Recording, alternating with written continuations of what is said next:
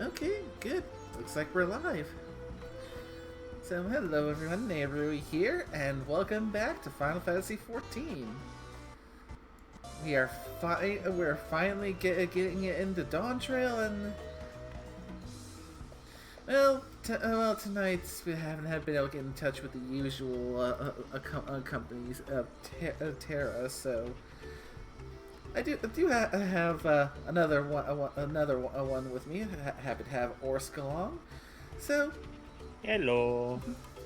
always good to have company because, well, as Tara pointed out in the last one, I've only just gotten to Dawntrail, and Dawntrail's already on patch 7.4, which means there's only 7.5 and possibly 7.55 remaining before the new expansion drops, and if I want to get current, I'm gonna need to soldier on and getting through Dawntrail. So, that's all that's really left to do at this point is just press on. Most indeedy. So, yeah, when we last left off, we managed to help Wuklamat complete the first of the trials in her quest to become Dawn servant, which, to make a long story short, she's basically one of the for those who are potentially fresh coming in. The character of Wuklamat is basically one of the adopted children, and thus heirs to the throne of the land that we're in Tyrol. Interesting. Because her adopted father has gotten up over. He's starting to feel his age and knows that he needs to name a successor. So, to find a worthy successor, he decided to put together a little contest to challenge the successors for the throne. His one biological child, his two adopted childs, which Wuklamat is one of, and the winner of a tournament to earn a spot as a competitor. Wuklamat is probably the best option by far, because she's the one whose ideals most match up with her father's, and just trying to keep the place and maintain the peace, because prior to her father going and uniting all the people of this land, it was a land that was frequently engulfed in war. Interesting. Yeah. And two of the challengers are definitely more of a pro-war kind of a thing. One being more of, to use the term they use, an expansionist mindset. And another one that's got both of his heads deep up in the old ways about his race supposed to be the superior race that everyone else should bow down to. So, I mean, expansionist is not just a term for in here. It's been a more popular one over the ages. yeah, it's the term a term they use to describe his outlook. So Yeah. So yeah, basically we're trying to help. We're basically Wuklamat's hired champions to help her to win this contest, and we're in the middle of the second trial. Interesting. And the trial's been interesting so far because the first trial was from a race that had evolved into a race of merchants, which I have to admit I respect them. They're called the Pelu, and the whole thing about Pelus as a merchant society is that it's ingrained in their society as merchants to make it so both parties benefit from the exchange. Which you would think would be the thing, the standard that you try and hold yourself up to, but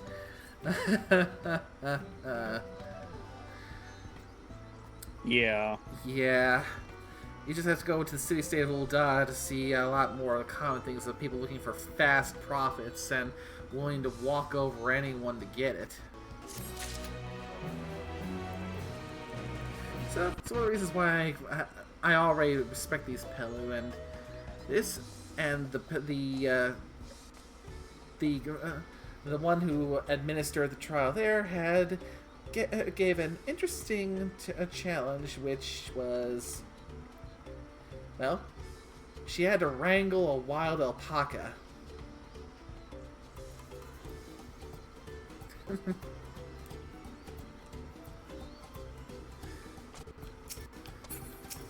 And for this challenge, we basically just had to try and help them figure out, okay, the crops are failing, and these crops are very critical to this village's well-being.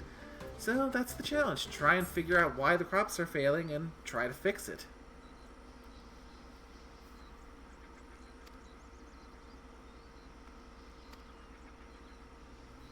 And yeah, the current working theory that we're working on is that, well, basically what happened prior to us coming here is that this place was hit by a really massive storm. I'm talking like monsoon season type storm, and there's been a lot of damage. Okay. So basically around this time of year they would hold a kind of a festival, which we managed to put together, at least in theory, that this festival used a kind of float that ended up over the years kind of evolving to sort of a focus for prayer that would invigorate the land and make it so, which is why they had things going so well. But since they hadn't performed the festival this year because of all the damages, it's causing the crops to not come in as well, because that focus for prayer hasn't been used. Interesting. So it's almost like a land right down type festival then.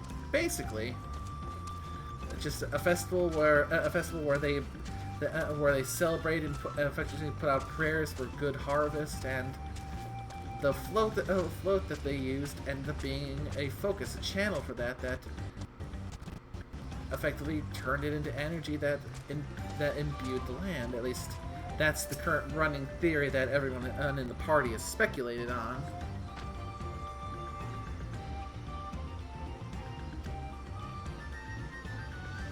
So right now we need to get that boat repaired, because it has been quite well damaged, like many other things in this village in that big storm.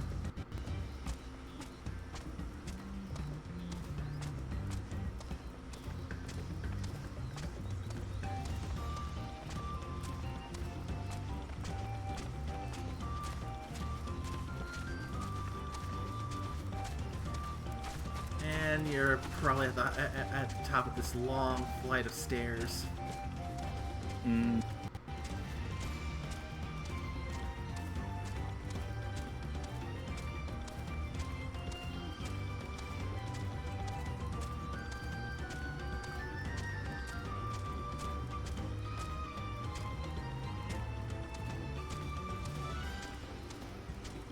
I would not want to have to climb this many stairs to IRL. Is it one of those, like, Shaolin Temple type dealios, stairs-wise? Take a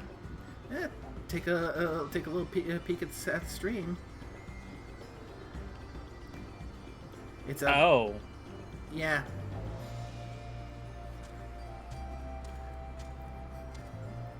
So... Okay, not quite the old, like, Tibetan temples, but it's up there. Uh-huh. But yeah, I wouldn't want to try that either. Yeah, no.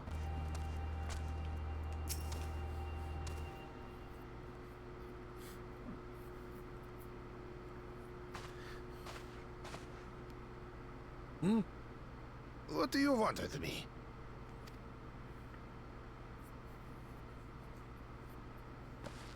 Right.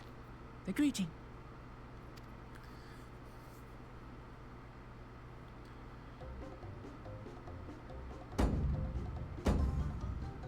Kali.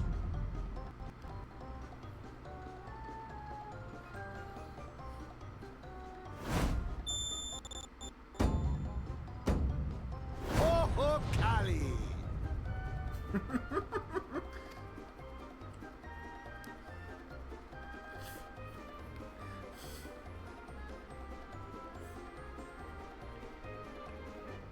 Good.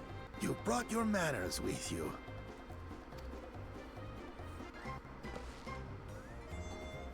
When in Ukanu, do as the Hanu do. For a country as diverse as ours, the preservation of harmony demands that we respect the cultures of all peoples who call it home.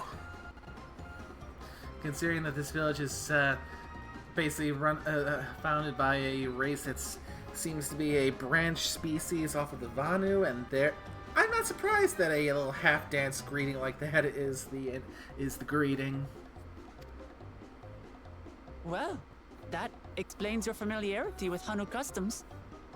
And you speak truth, of course. To live together means to learn about each other. Ah, I appreciate an open mind. In fact, I get the sense we've met before.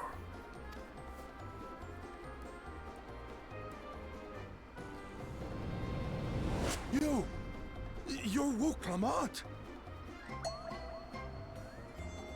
Oh, what an unexpected honor for old Wook Evu.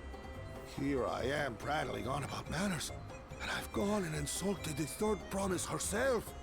There is no excuse for this betrayal of etiquette.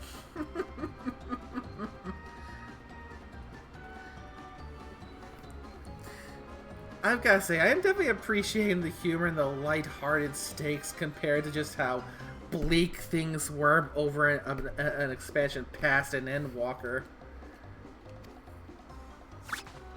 Fair. Take up your axe and claim my impudent head! You're not. Keep your head. I hate formalities anyway, so forget about it, alright? All right then, consider it forgotten. How prompt.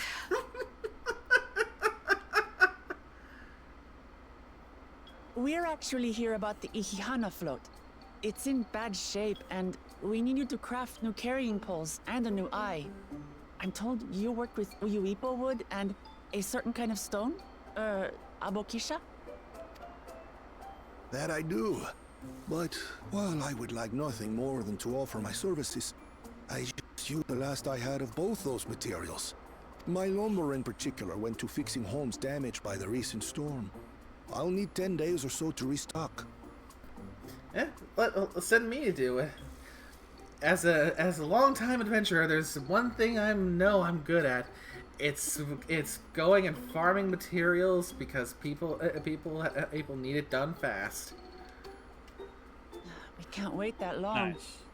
If you tell me where to go, I'll gather them myself. It's pretty much in every adventurer's repertoire, especially when they're starting out. It's a bunch of busybody, collect this, gather that, some kind of quest that involves cleaning up poop.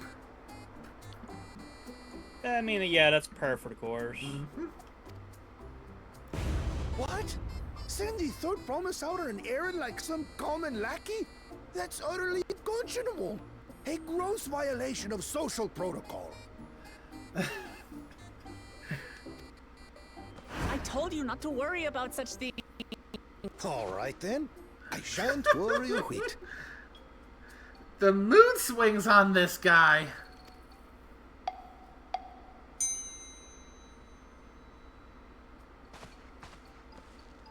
What's with your Hanu friend there? I am festival leader this season and have come along to oversee the float's repair. As strange as it may sound, Wuklamat and her friends believe the float is an arcane focus, meant to encourage the growth of our struggling reeds. Yep. And yeah, and they just basically they summed it up better than I could. That the float basically over the years turned into an arcane focus that encouraged the growth of their crops. Yep. Too many Hanu have forgotten, it seems. But that is indeed the true purpose of the lifting of wings. Your education is impressive, Third Promise. Oh, and confirmation, that's exactly what the whole festival was all about.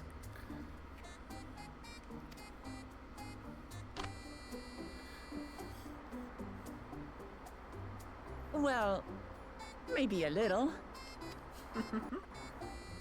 Allow me to show you where to procure Uyuipo. We can leave the Abukisha to your friends, I presume? Take yourself to Cave Kikitola or thereabouts, and you should find the stones you need.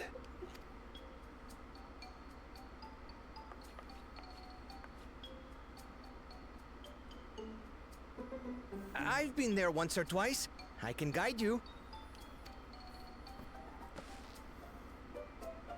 That should save us some time. All right then, let's get moving.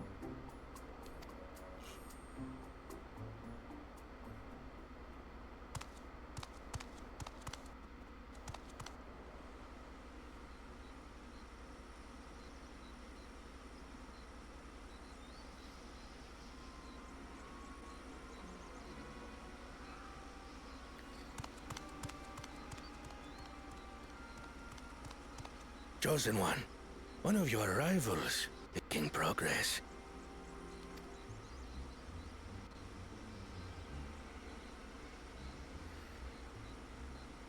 And there's this asshole. Ihiana, you say? Should our first choice fail to deliver, it might be wise to let this play out.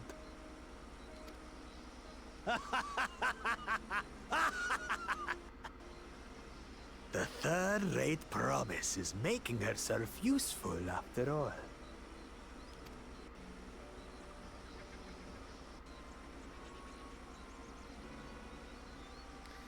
I really hope I get a chance to kick that guy's ass sooner rather than later.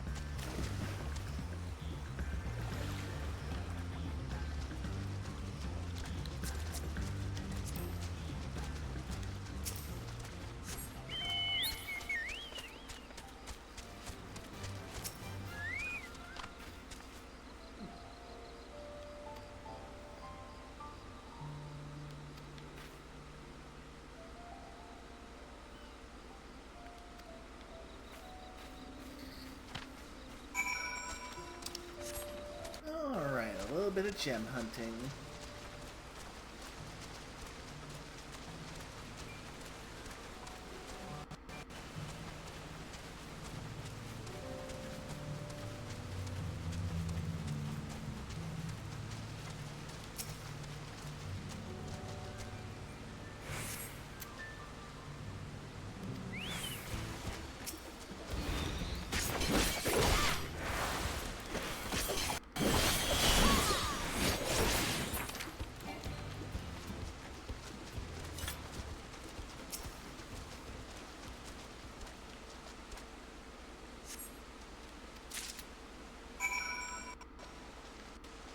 found it in two.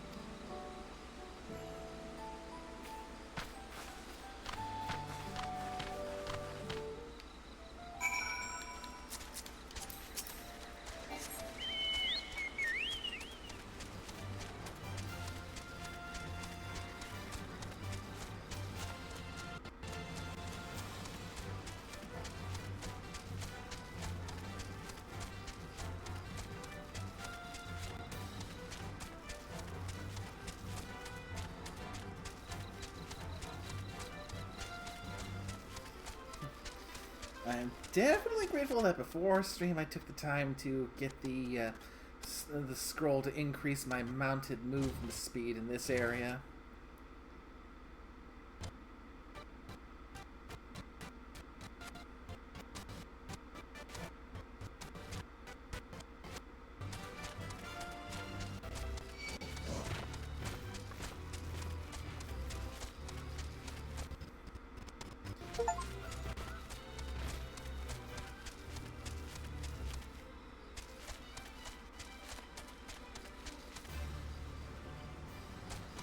Yeah, that might explain why the capture system was bugging out a bit.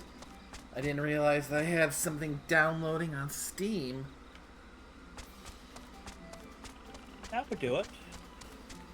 Because, yeah, it's been kind of bugging and it's kind of having issues a bit this stream, and it was working fine for the better part of the day, so... Yeah, That would definitely do it. Gotta love it when Steam decides to start downloading an update without you knowing.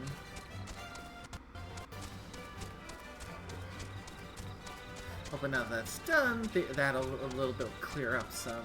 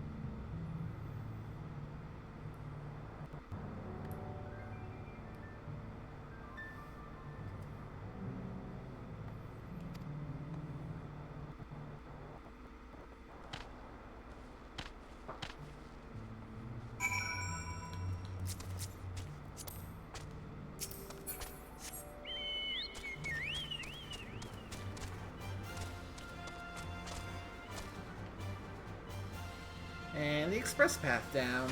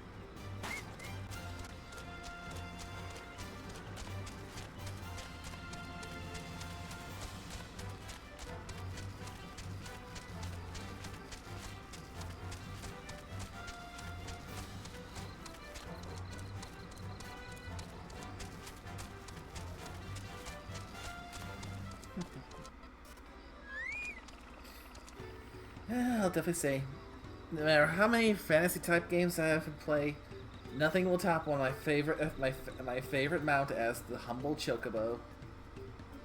Ah, the Chocobo's a solid one.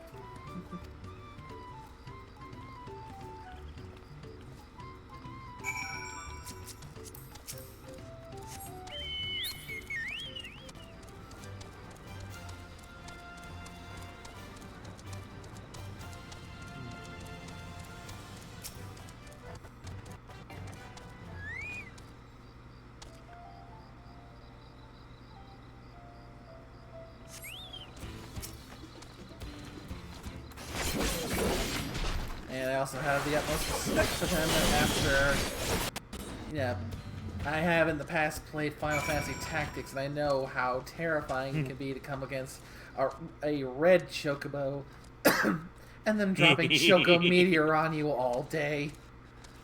Yes.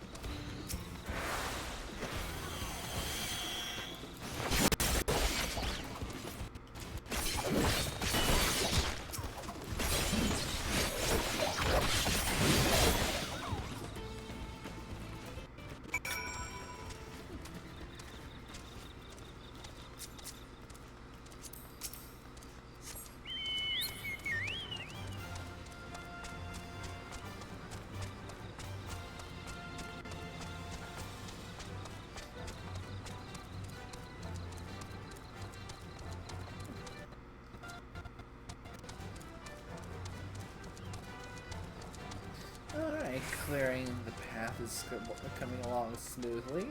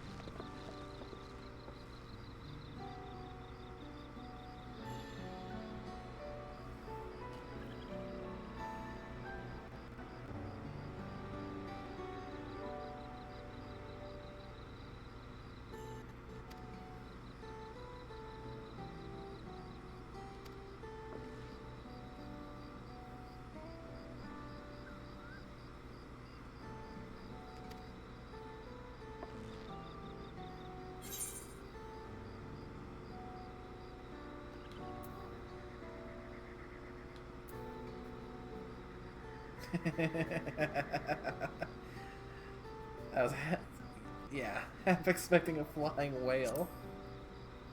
Eh. Because the Vanu, the similar race I've come across before, they have a deity that I actually had to fight in primal form, Bismarck, a flying Yeah. whale. Oh, it's a bit of a tale, Wooklamat. I'll tell you sometime.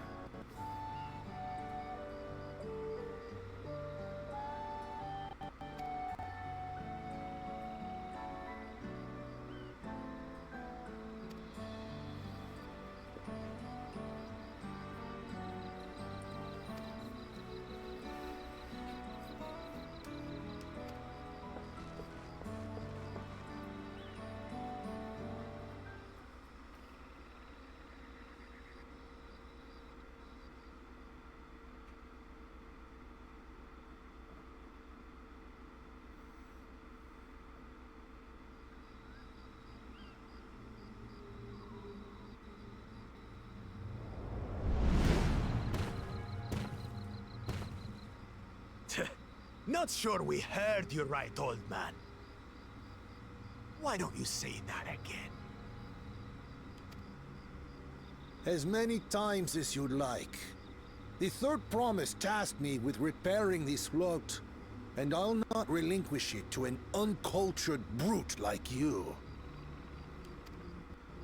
Much less one that can't even manage a simple greeting. We wanted to handle this in a civilized way, but we're more than willing to kill you.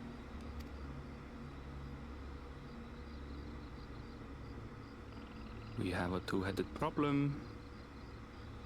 Yes, please hurry. She's on her way back already? Stand back, Wukevu! I will protect the float! Are you trying to be brave, little bird? I could never have repaired the float alone. Not properly. But thanks to Wuklamat and her friends, we can hold Ihihana again! This is a priceless treasure! And as festival leader, I would die to protect it! Very well. If that's what you...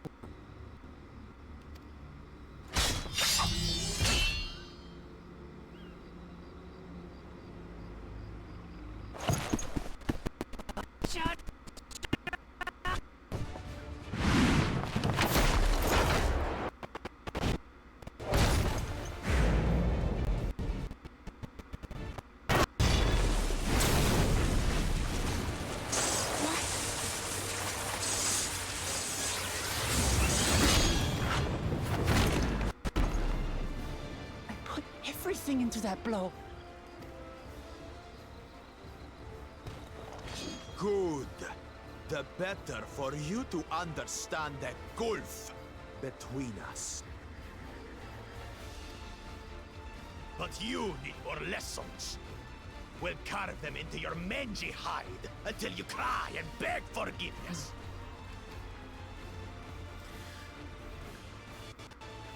Come on, Wuklamat. Let me at the two-headed bastard. Your brilliant plan was to steal the float and take the credit. The so-called blessed siblings are nothing but cheats.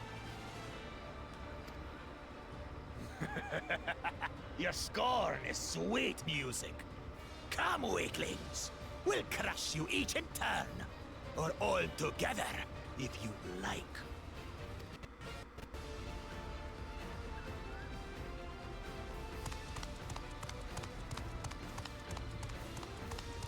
Calm yourself, Chosen One. If you fight in earnest, this will end in a massacre. What's more, we have word that our other prospect is on the verge of success. Then it would be foolish to expend effort sweating now.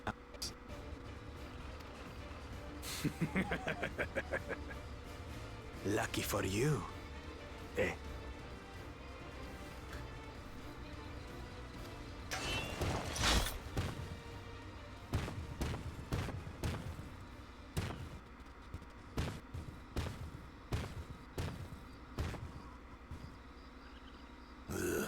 Two heads. I see Mamuk still clings to that loathsome hope.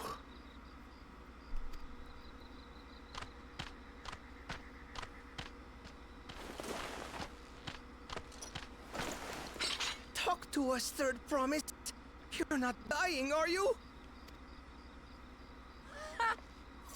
It'll take more than that to kill me.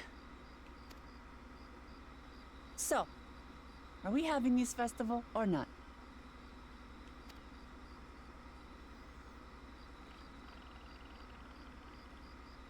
Yes! Yes, we are! Oh, denied a chance to knock that two-headed asshole down a peg.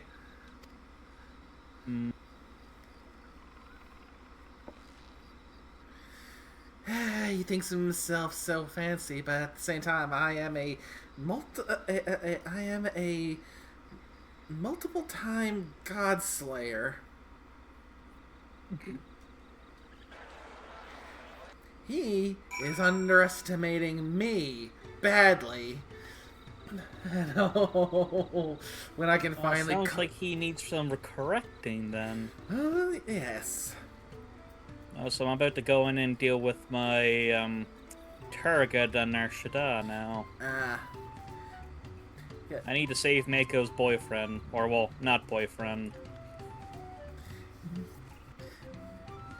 Yeah, because that two-headed jerk doesn't realize that. Yeah, I'm the one who has repeatedly felled ever increasingly powerful deities, and has basically killed an entity that was basically causing the end of all existence. So, oh, he is picking a fight that he does not want. You'll learn. In time, he will learn.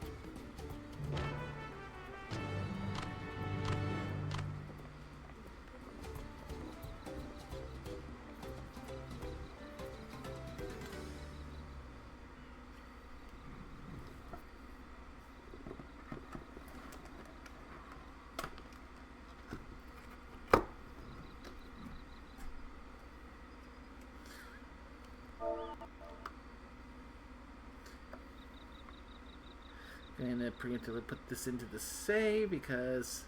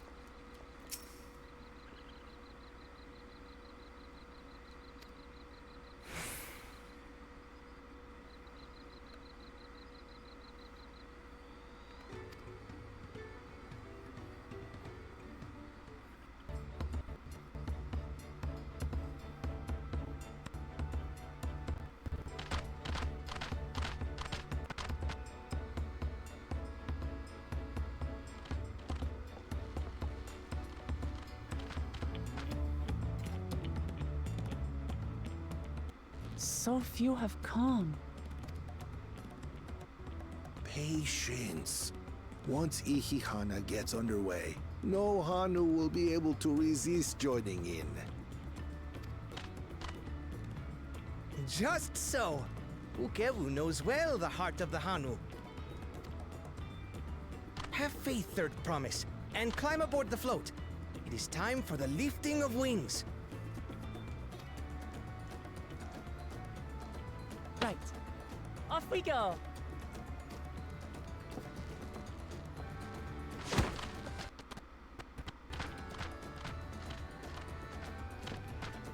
Ihihana is a prayer for bountiful harvest. But this is not its only meaning.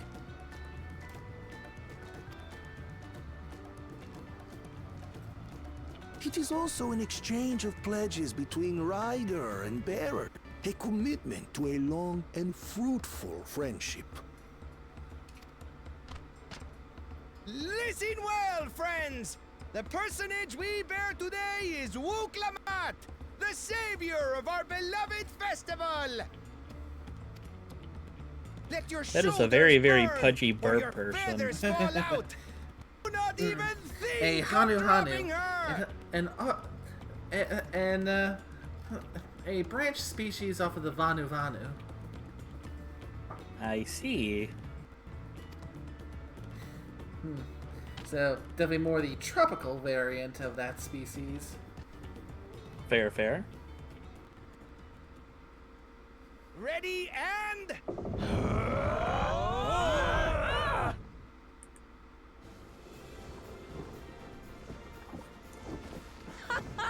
I could get used to this.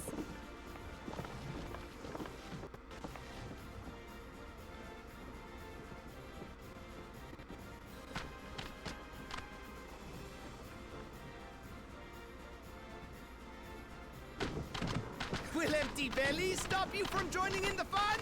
Come and help us carry the float!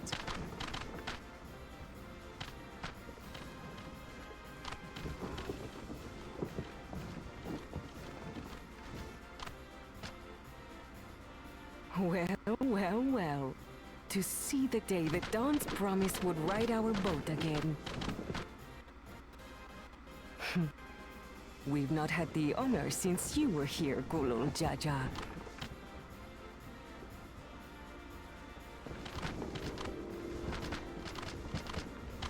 Right, we've enough bearers now.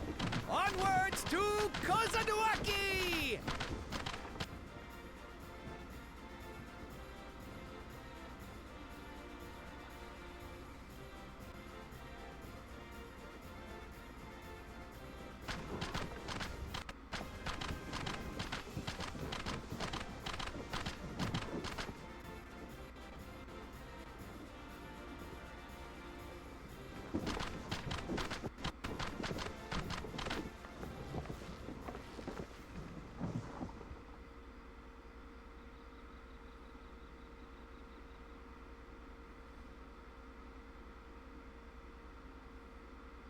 Watch well, for you are about to bear witness to the true glory of Ihihana.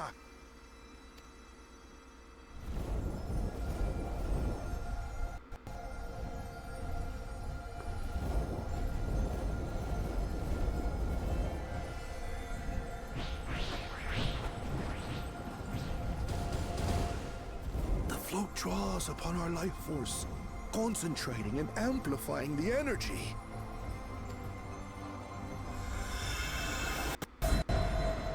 Keshaihi then receives that energy and expels it in a great burst, where it showers down upon the land to replenish its vital currents.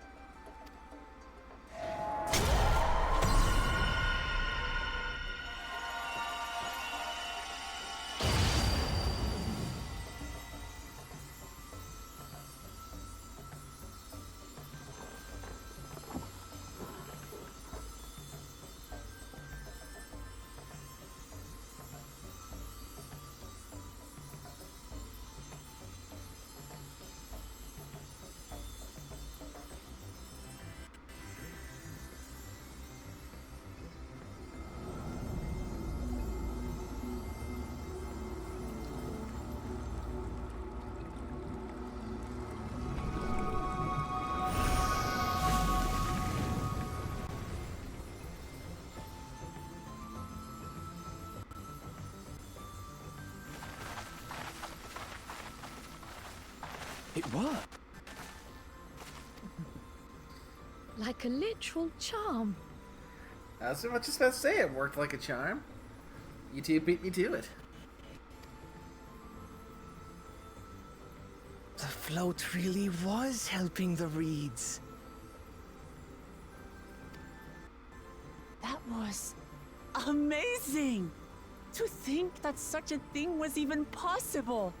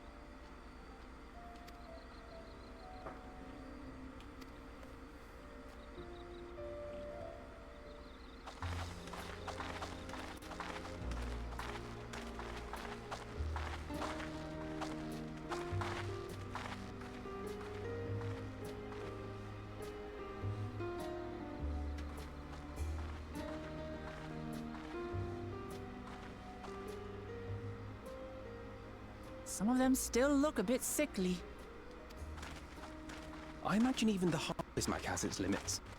If the Hanu continue their festival tradition year after year, though, the entire field should eventually recover.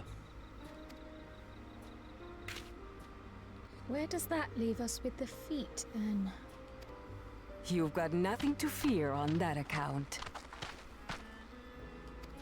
Our situation could never have resolved itself. The revival of even a single reed would have served to demonstrate your commitment to the task. That you recognize the nature of the float and found a near-perfect solution in Ihihana proves your dedication. What's more, I don't think I've seen the festival produce such impressive results since I was a mere chirper. We have been lax in maintaining the float, diluting its magic and reducing Ihihana to hollow theater. But today's events remind us of the power in tradition.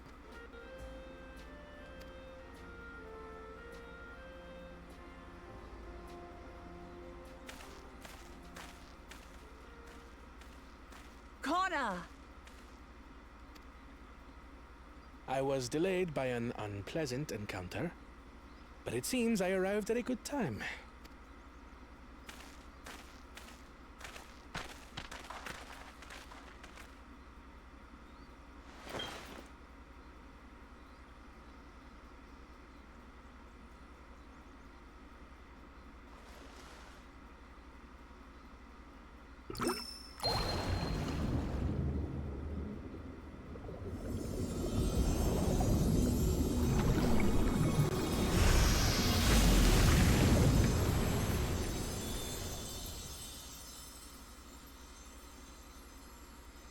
Oh, isn't that wonderful?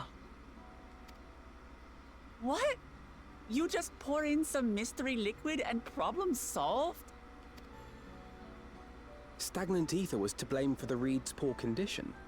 I assumed that was an alchemical concoction which enhances ethereal conductivity. It utilized the flowing water as an ethereal current, thereby promoting the transfer of life energies. A method I could not have devised without the education I received at the studium and the cooperation of my Archon allies.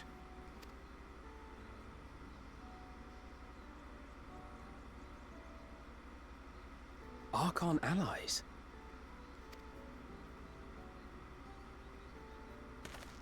You see, Lamachi, this is why we need to embrace foreign knowledge and technology.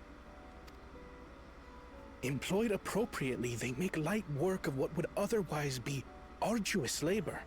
There's no need to lug around heavy floats. Well, you always were the clever one, brother. Your approach was no less effective, Wuklamat. It achieved the same result. Indeed it did. And you enjoyed the festival, yes? I did.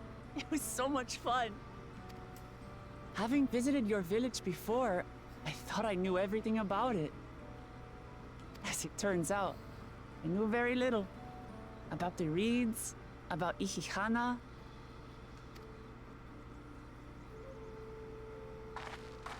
With all I've learned this time, I feel as though I've really come to know the Hanu. And I like you even more now than I did before.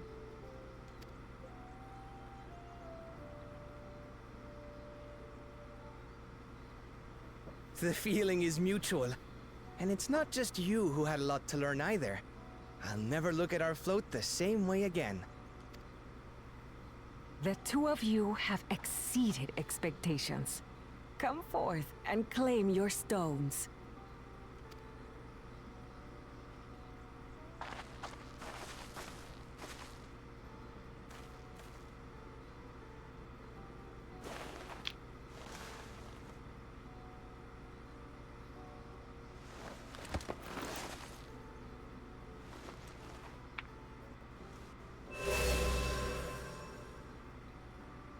Five more to go. And on to the next.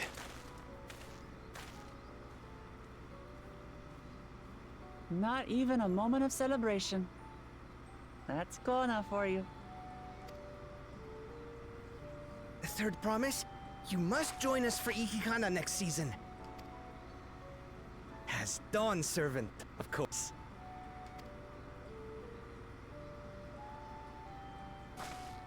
Right. It's back to Tulihiola for now. Thank you for having us. I look forward to seeing you all again.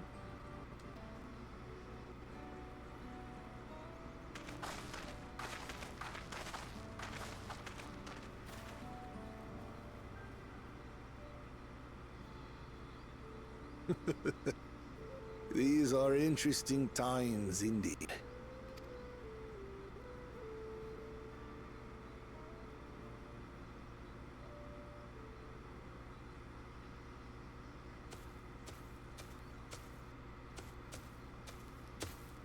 The concoction was brewed by Kona himself. It's a test vial, but it should contain the same reagents.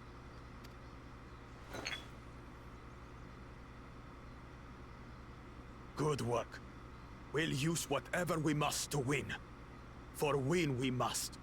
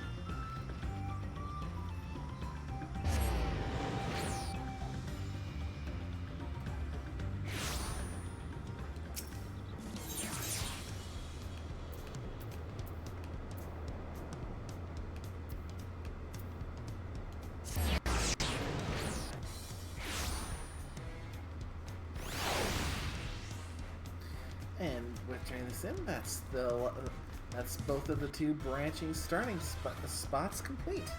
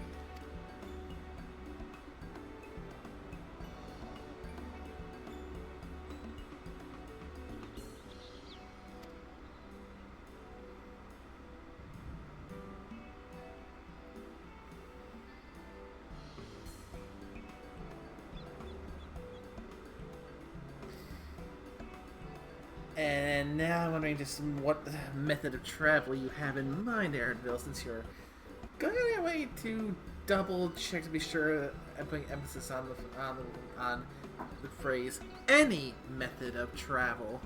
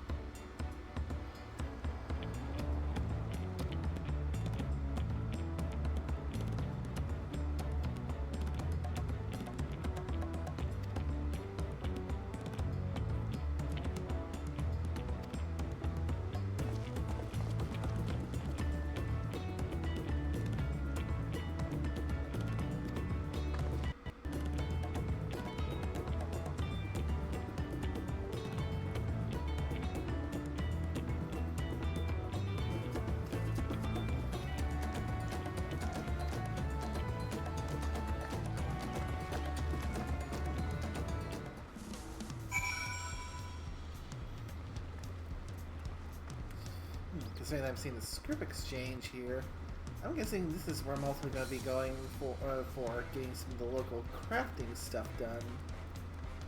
Nice. Because, yeah, Starting with the last few expansions, they've had a kind of a set of quest lines to help you level up your all of your crafters and gatherers. That's good. Or at least one facet for each of the major branches.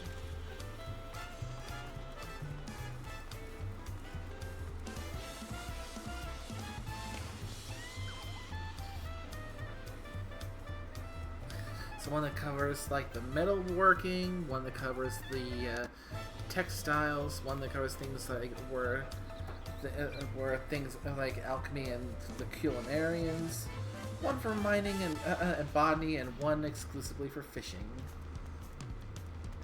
Nice.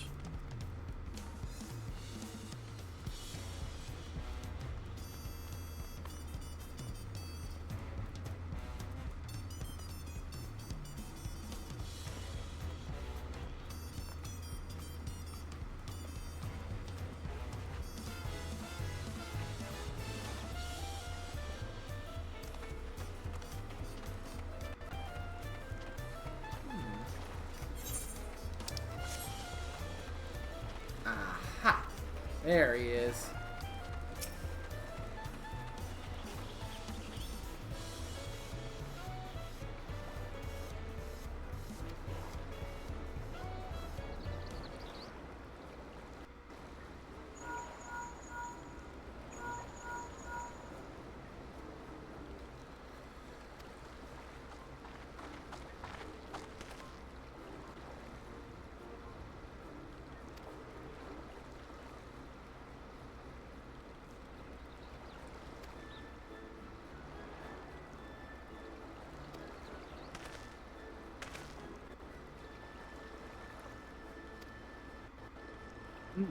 That's an interesting turn of events.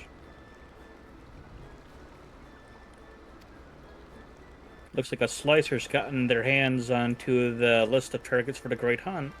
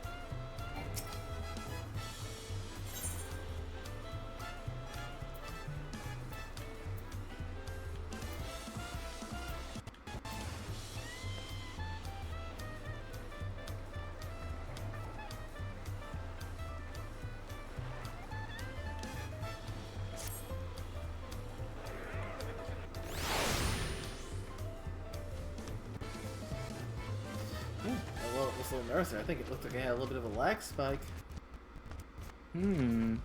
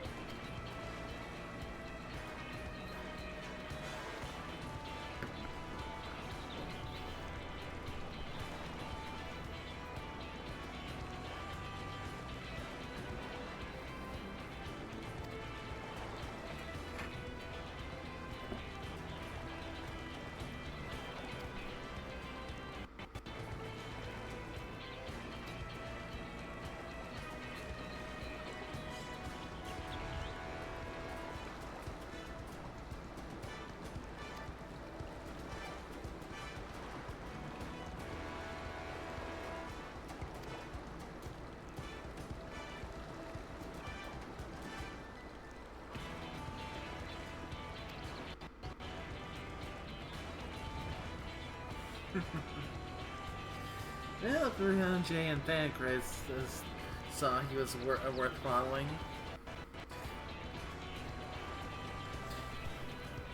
I trust their judgment.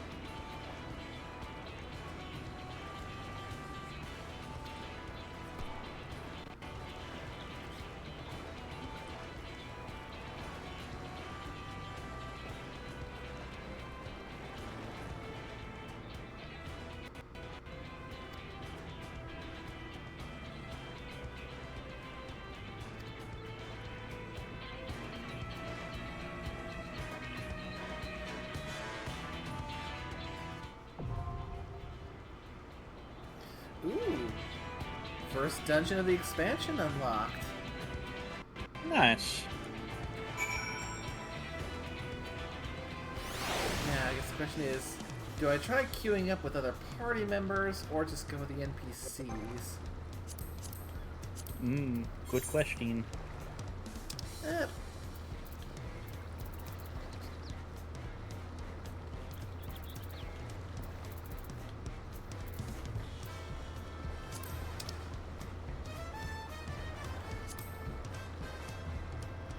Let's see what the DPS queue is looking like. Average wait time 9 minutes. It's not too bad. For a DPS queue? Yeah, not too bad.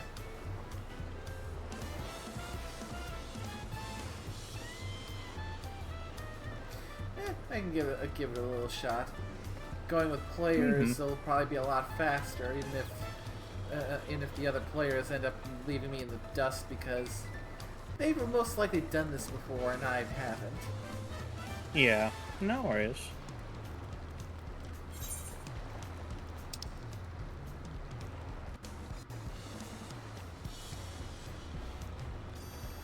I can hit up a little side quest to keep things going while we wait for the queue. Indeed. Or work on some gathering stuff if you so wished, but that might not be so good for a stream, let's say. This is one that caught my eye. I figured, okay, this. I looked it up. It looked like it's a multi-stage quest, but to pick this side quest up, I am talking to a curious corn. Oh.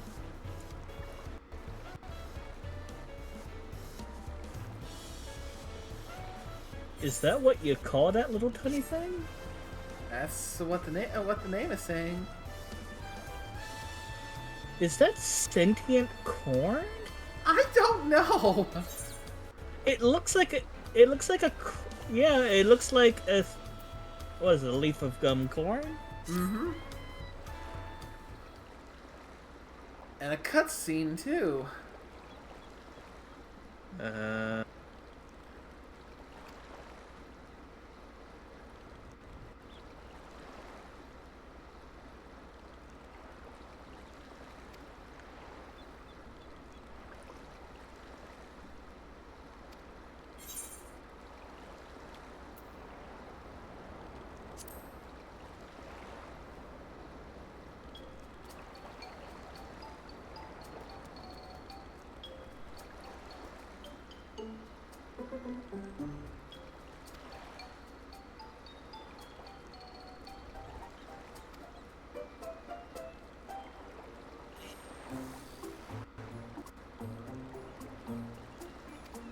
Well then. So Is your bunny high on something at the moment? not that I'm aware of.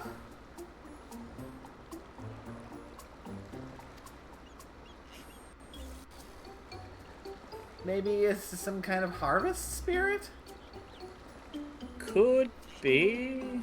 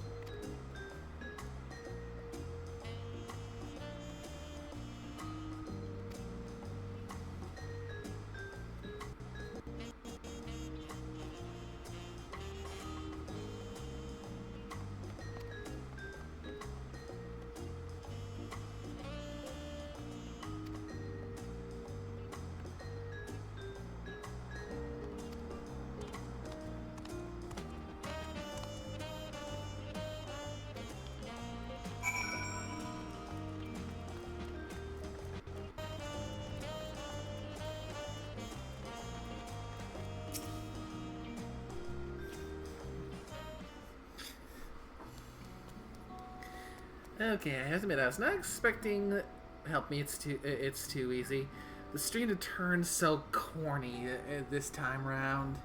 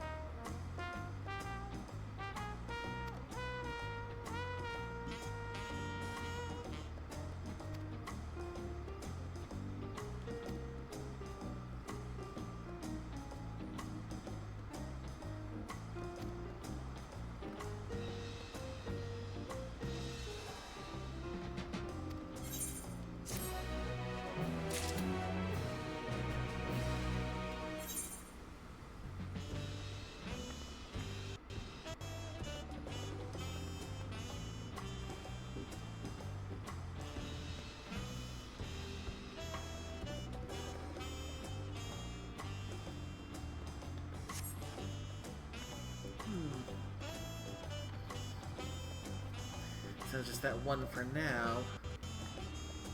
From what it looks like I'm going to end up coming across that curious corn again at a later point.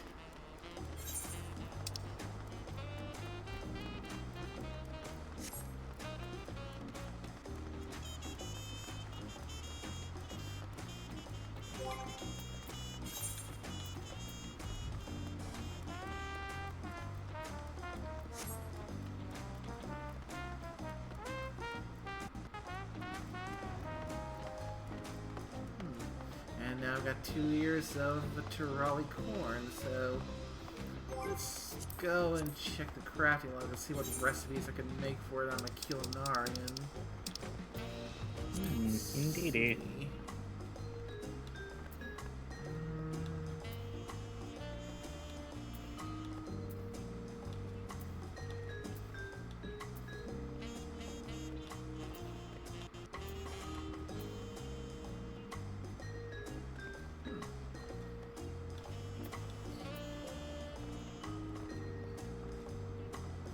Corn oil. Anything else I can do with it? Or with the corn directly? Just corn oil so far.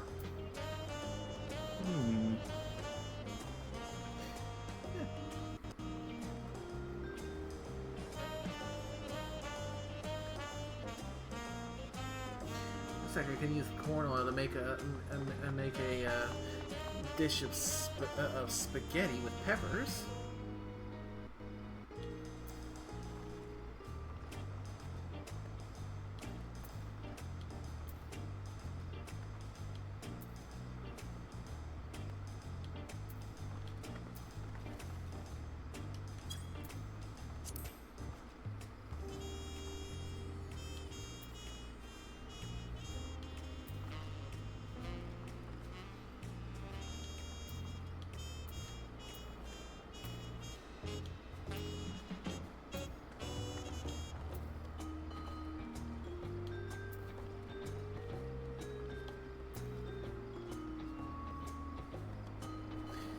Corn oil also is used in looks like some kind of roast steak.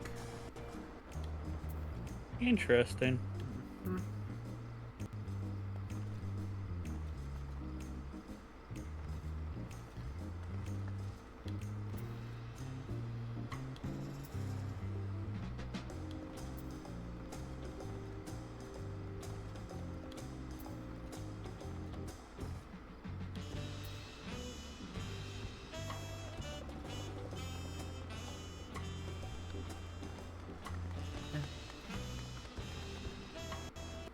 And just and also for a flat out steak version of that same slice of meat. Mm-hmm. Well, some stuffed peppers as well.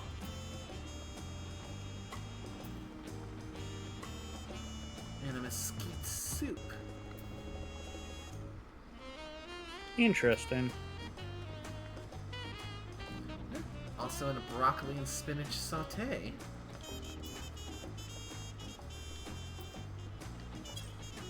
Let's see.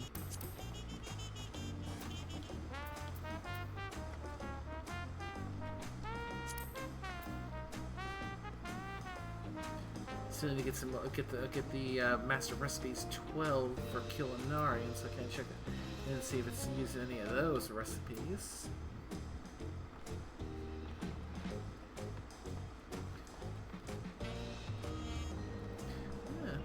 Kind of stew.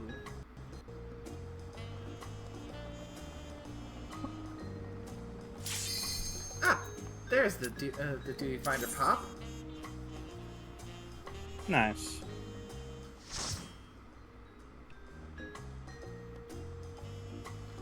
All right, let's see what this dungeon has to offer.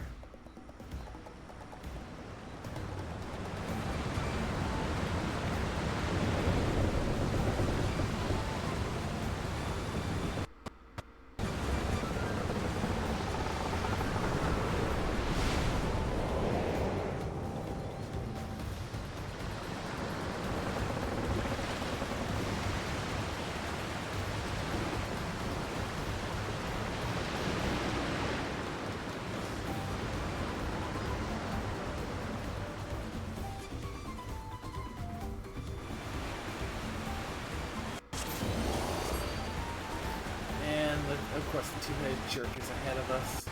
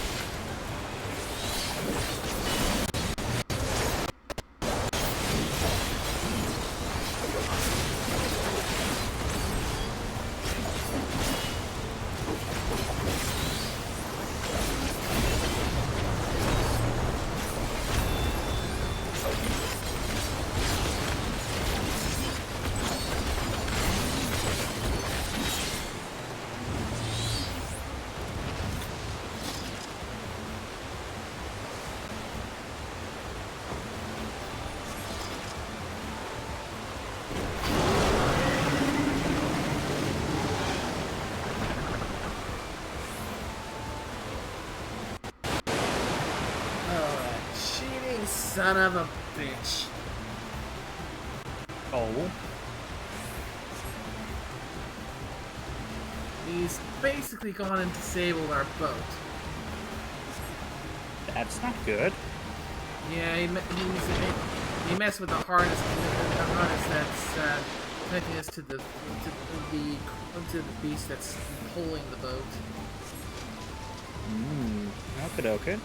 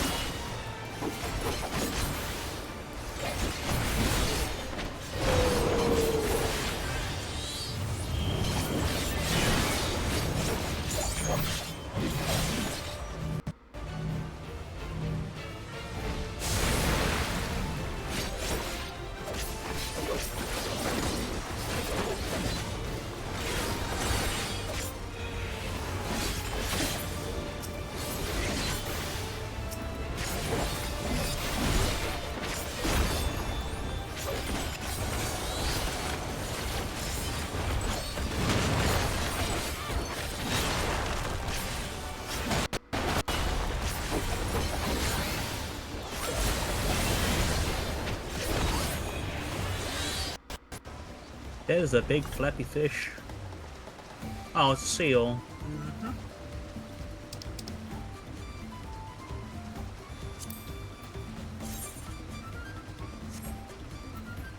Oh my.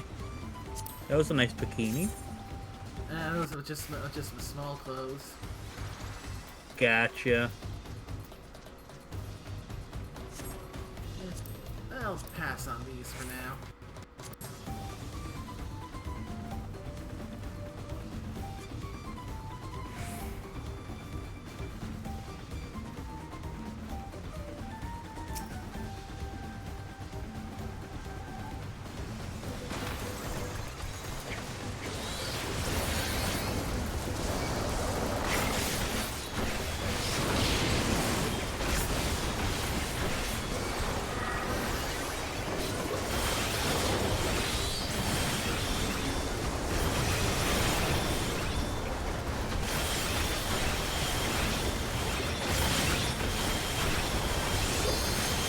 Jesus, the name of that creature looks like someone just sneezed and face planted their keyboard.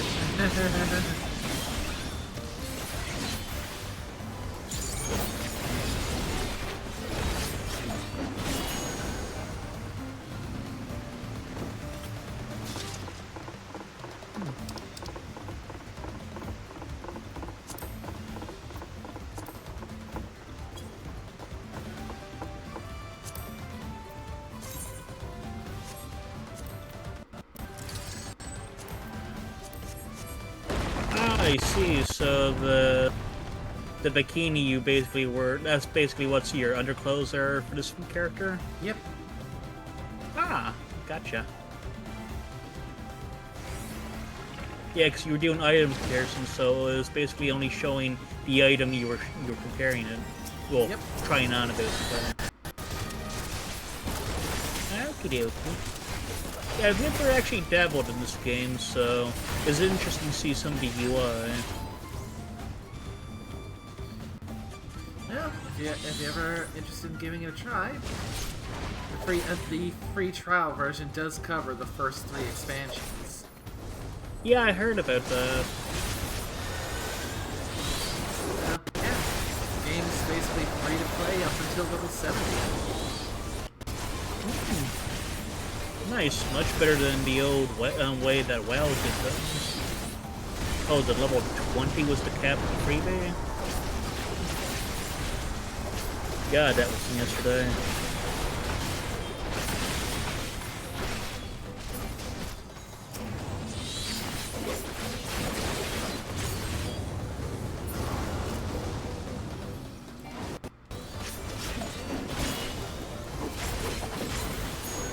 But yeah, this does bring back memories of doing dungeons and raids and WoW.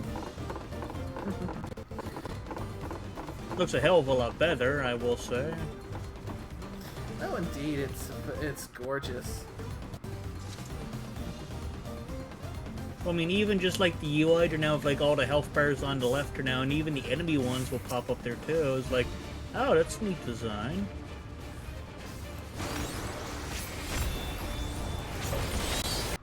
A lot of quality of life things, basically.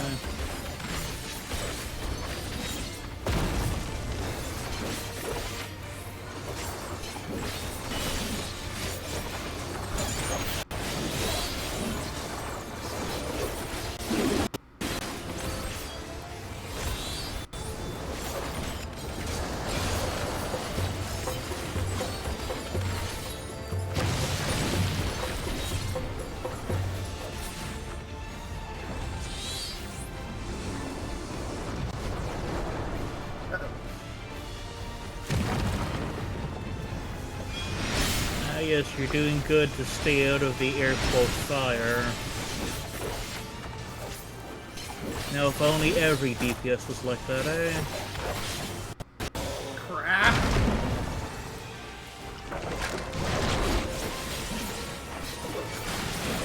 Doing my best, but yeah, this is the first time this fight. I don't know where all the safe spots are, so... Yeah, that's fair.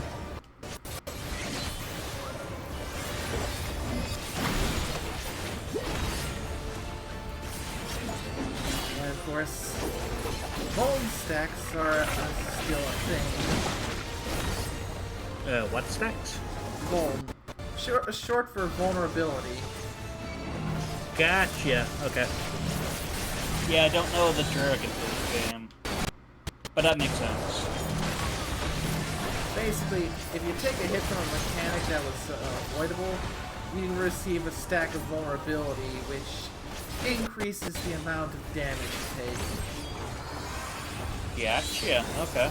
So if you got someone who refuses to dodge and play mechanics, they basically get up with stacks put on them where if you just sneeze lightly in their general direction, they're going to die. Gotcha. Interesting, a nice way of actively incentivizing actually making use out of the way the fights are designed.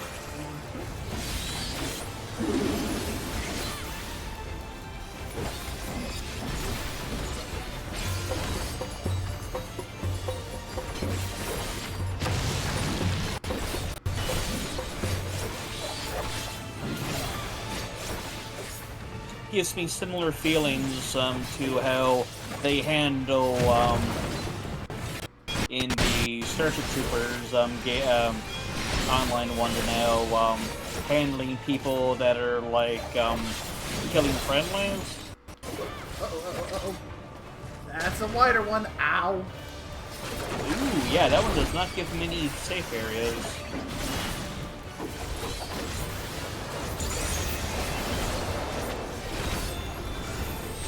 But yeah, that wonder now, if you actively are like attacking friendly targets here now, the game after a few will basically denote you as a traitor to the Hitons. And people are then incentivized to actually go against you.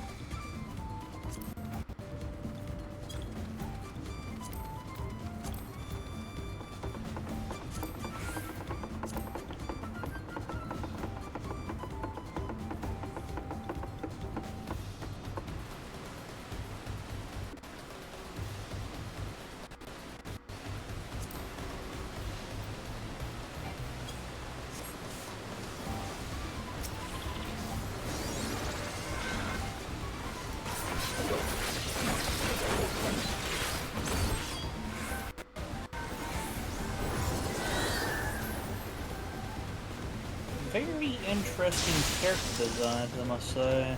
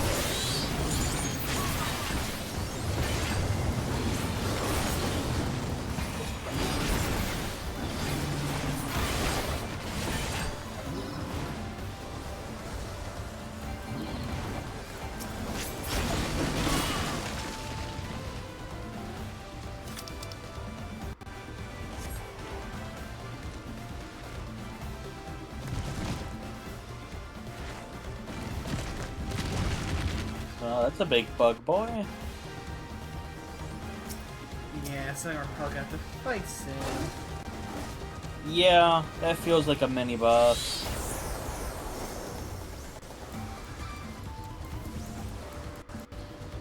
And by the fact it had a giant ass bow in one hand, or now probably means there's a range element to it. Could also do like a rain of arrows down, maybe. But we shall cross that bridge when we get to it.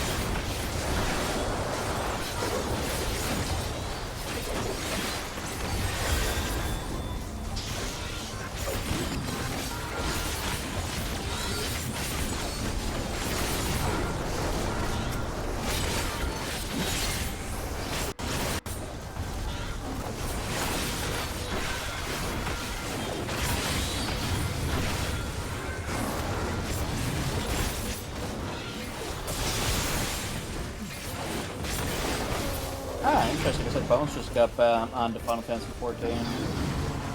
Forgot he plays this one.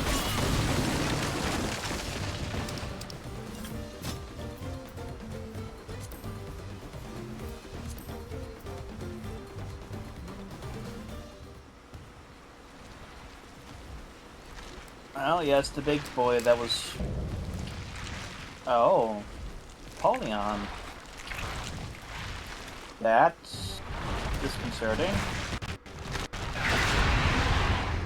Oh, that wasn't a bow, that was just a giant-ass claw. Okay.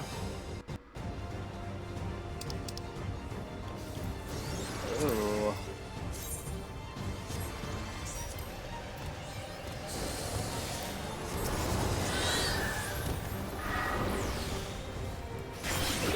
Holy man.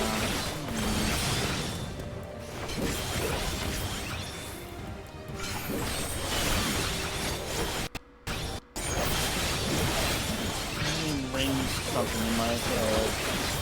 Don't know from where though.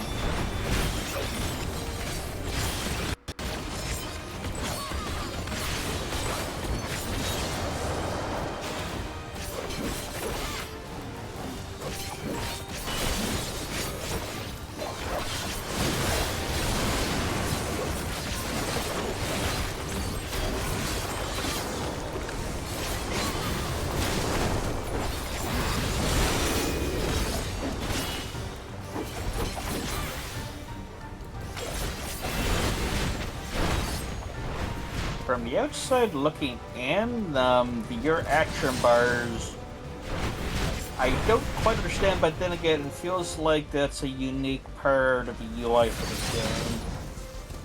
Oh, the cross hotbar. Yeah, it's like, that's a new design on me.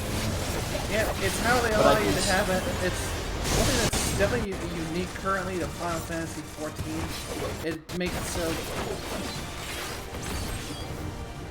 Would you believe I'm playing this on controller right now? I could, because I can see why that's functioning like that. Oh, D-pad and the AB and all that. Gotcha. Yep. Okay.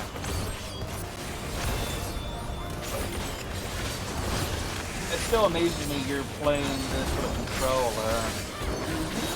That's one of the things I love about Final Fantasy is that this is the most elegant solution I've seen to take these kind of complex kind of control and ability usage that you expect in an MMO, and actually make it look and feel good on a controller.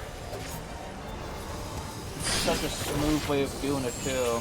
So I'm guessing then like the select or the start buttons to like shift it over to which segment of controls you're using. And actually the trigger buttons actually. Oh, that's cool.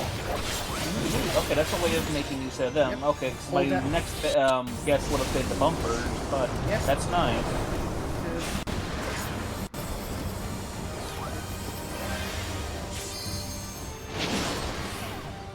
So basically hold down the left or right trigger to get to the set on the inside. And the W cross hotbar, you can just double tap on the to get to those ones there. Oh.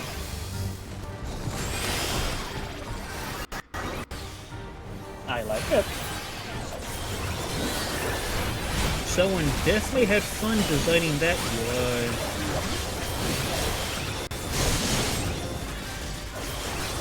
Oh.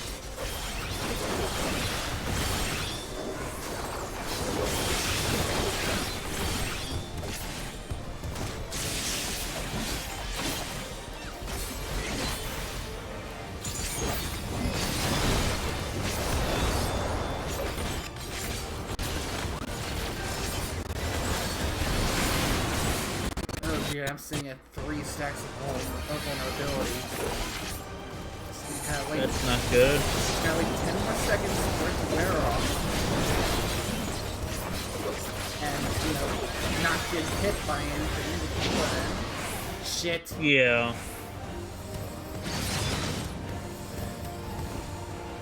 Ooh, that tornado is definitely something that's not fun. Uh-oh. Crap! Ow! Oh! I almost made it all the way through without dying.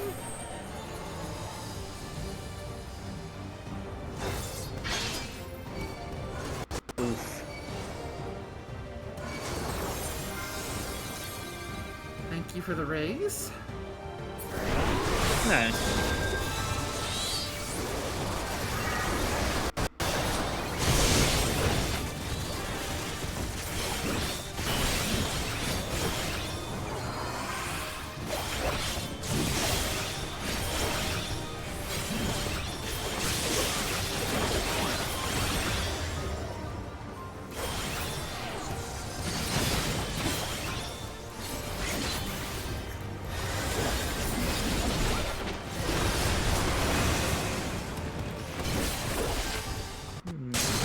guessing the big guy with the book missing your party is a cleric of some kind? Or a white mage, I should say? The one with the book, that's a summoner, another DPS. Ah, gotcha.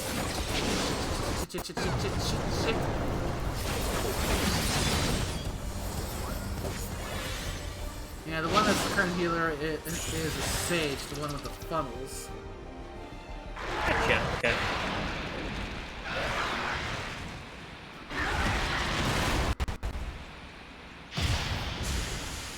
Whew.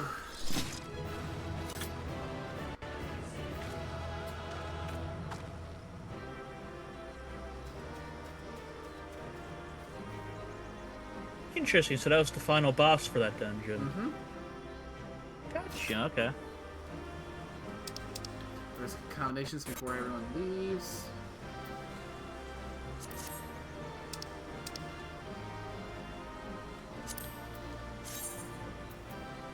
Ooh, pretty. Not bad. I grabbed it just to... Well, everyone left, so I didn't have to roll for it. That's always good. Oh, Some pretty. Yeah, some some blades. Nice. Yeah. Yeah.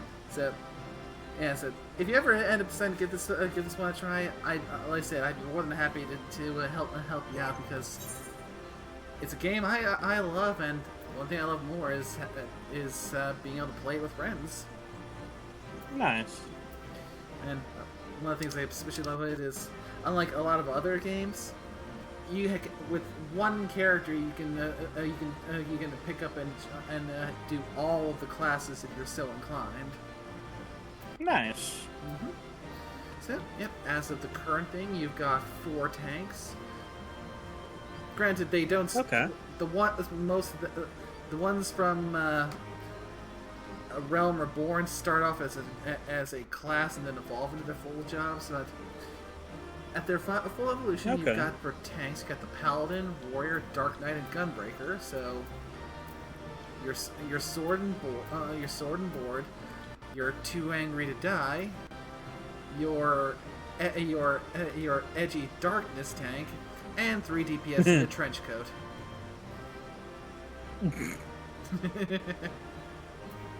Okay. Healers, you've got your White Mage, Scholar, Astrologian, and Sage. As it Nice. stands, White Mage and Astrologian are the more pure healer types, so it's all about just strong heals, dots, and just getting you back up fast, whereas Scholar and Sage are shield type healers, so they're the ones that put shields a bit more preemptive to avoid damage rather than heal it up. Gotcha. You got your melee DPS of Monk, beat things up, Dragoon, stab things with a spear and jump good, Ninja, well, Yeah. the dual wielding, the fancy run, and ninjutsu. Yeah. Samurai, the one melee that tries to get into a DPS race with the Black Mage historically. The Reaper, so edgy Scythe, and the one I'm currently on, the Viper. Twin Blades. Okay. You got your physical range DPS, which has your Bard, Machinist, and Dancer. Interesting. And your magical range, the casters, Black Mage, Summoner, Red Mage, and Pictomancer. Blue Mage is a limited job, which means it can't go up to the level and gain access to the most current content, but it has its own special bit of content designed just for it. Interesting. And soon, probably in the next major patch, we should be getting a second limited job, the Beastmaster. Ah, nice.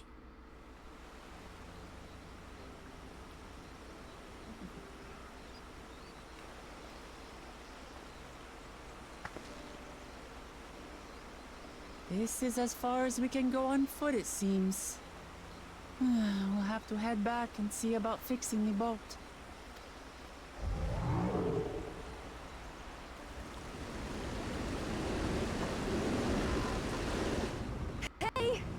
everyone all right?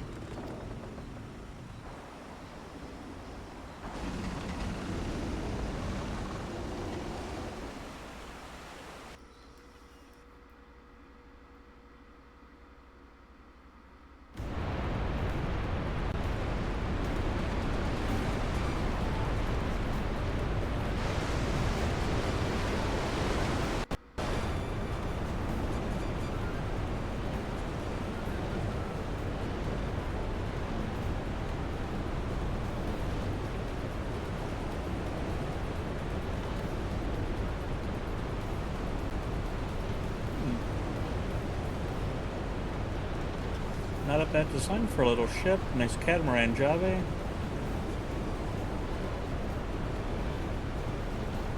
At least I believe that's the term for that one.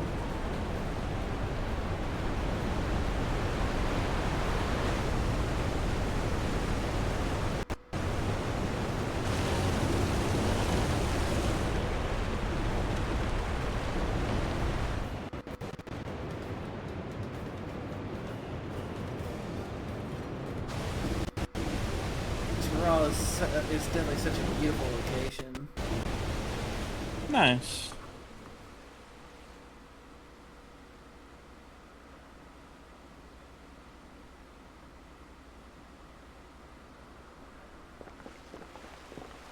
And it definitely looks like a sturdy one. That's definitely looks like it's designed to handle rough rivers. Yeah. Also, it's one meant for promoting more stability because you're resting on the two pontoons by the looks of it.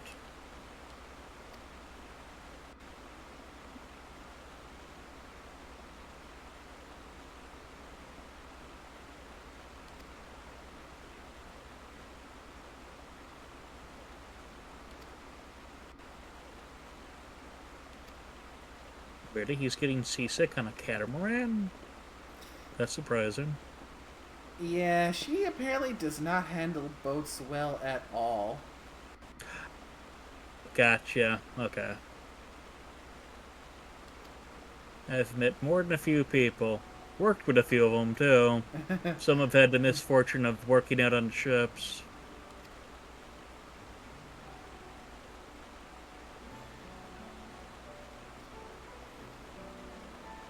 Aww. Kitty. Yeah. I mean, you can't really help it if you're born with a natural predilection towards seasickness. Yeah.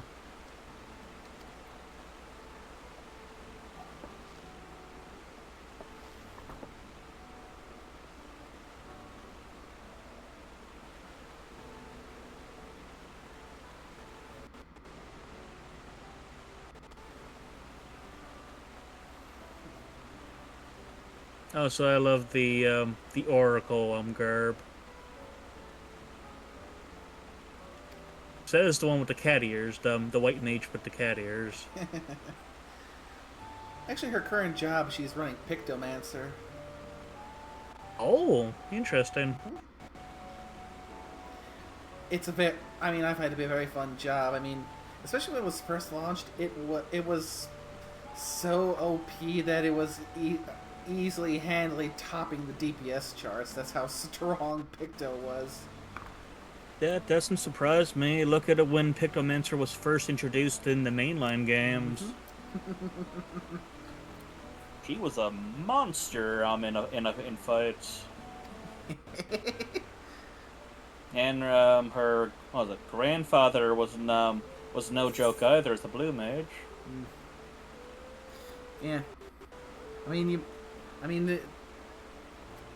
you might recognize the name of her, that she does share a name. That character who's currently the Pictomancer, Kryle. Yeah. Yeah, I remember from. That would be Final Fantasy V. Mm-hmm. And yeah, though we've never had a chance to meet it, she did have a grandfather named Gallo. Oh, so it's actually the one from that game? Or at least this world's version of her. Interesting. But yeah, so like in that game there now, when Galuf dies fighting X after now, yeah, she's the one that fills in his place. Mm-hmm. Yeah, we've never had a chance to meet this one's version of Gallup because he's been dead a long time now. But that's the reason why Kryl is here in Tyrol to begin with. We prior to setting out, she found a letter addressed to her grandfather from the Dawn Servant, asking him to look into a fabled city of gold. But because it was at the Studium, you know, a place overrun with academics, there's a lot of paperwork and easy for things to get buried. Yeah. So yeah, when she finally opened it and read it, a lot of the ink was faded and illegible, but she was able to make out enough to determine that, yeah, the request to investigate the Golden City, and it all being connected here in Tyrol. Nice. Also included that earring she's wearing, which was supposed to be part of it, which she's not yet been able to get an answer to. Nice.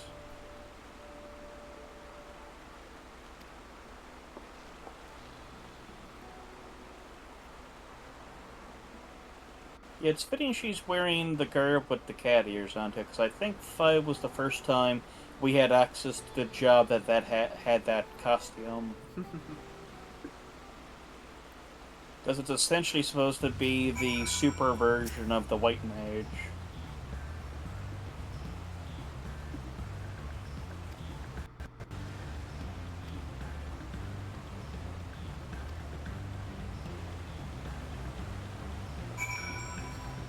The Devout, if I remember correctly.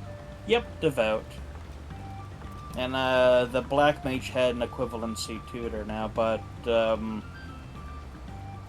wasn't one that had cat ears. Just something else was a gimmick for that one. But they were basically meant to have more of the higher tier spell slots than what the original than their white and black mage counterparts did, because they leaned more to having a absolute ton of the early to mid stuff for now for uses per day basically.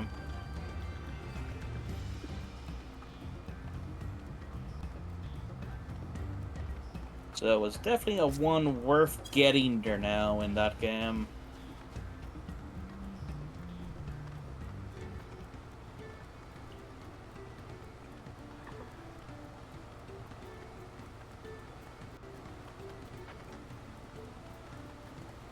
Okay, first things first, attune to the Aetheryte.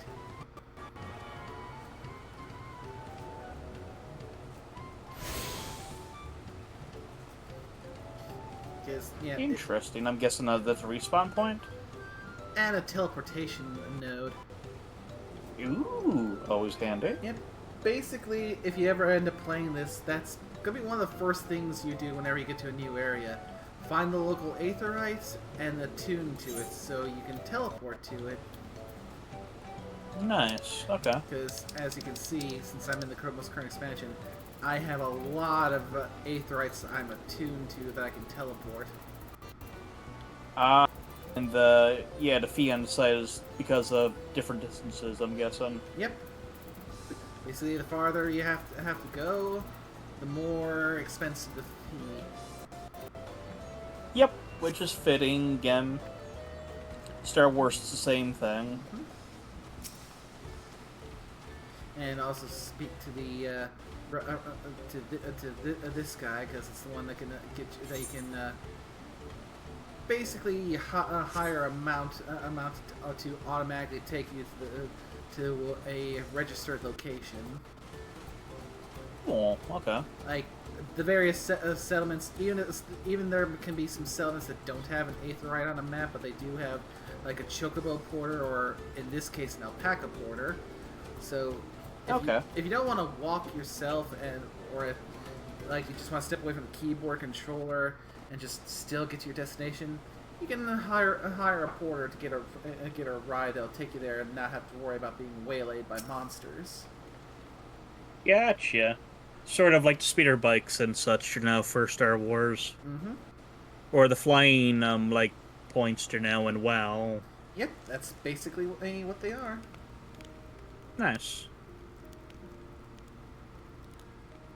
I've been meaning to ask, but how does one become the adopted child of the Dawn Servant? I was but a ball of fuzz at the time, so I don't remember much. My earliest memories are of life in the palace. And also, if you're curious, with the other members of the party here, the one in blue is our current acting sage, and the one in red, she's currently geared out as a red mage. Okay. All I know is that I was born in Ikbrash, a village in Yaktel, but I've never bothered to return there. As far as I'm concerned, Ulul Jaja is my only parent. I quite understand. I have no memories of my birth parents either. For a while, I wanted to learn who they were. But over time, that curiosity waned. Galuf was my dear grandfather, and he was all I needed. So our situations were quite similar. Yeah, Kyle, I do wish we could have had a chance to meet your grandpa. Mm-hmm. Oh, he was a character in the games. Even though Papa already had a trueborn son, he raised me and Kona with no less love. One time, I'd wandered off alone into the forest and gotten lost. Before I became a meal for some beast, Papa dropped everything and came to my rescue. I was scared and sobbing and ready for a scolding, but the head of resolve praised me for surviving the ordeal. I did get my lecture from the head of reason, though.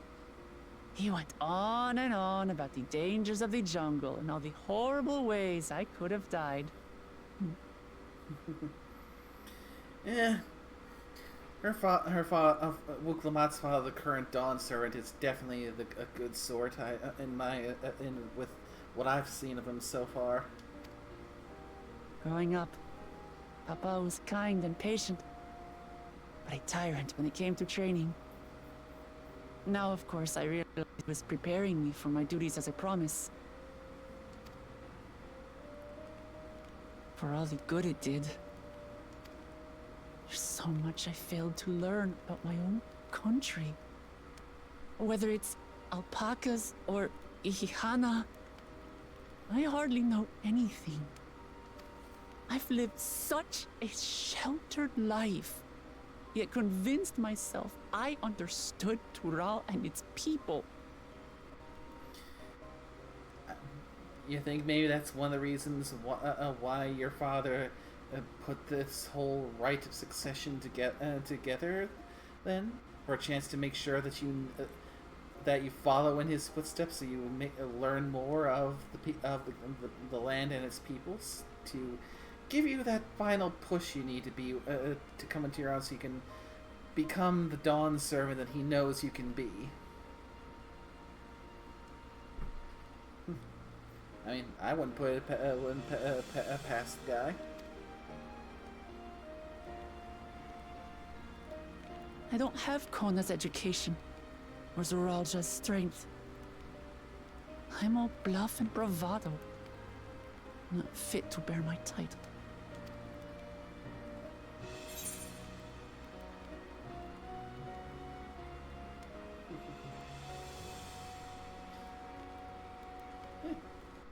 It seems poignant to repeat the message that I said to that gold crafter that we met just earlier tonight. You can't measure your worth by the success of others.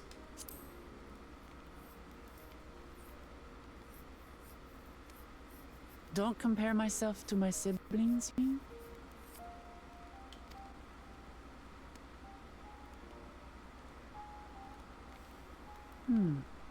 I think I see what you're saying.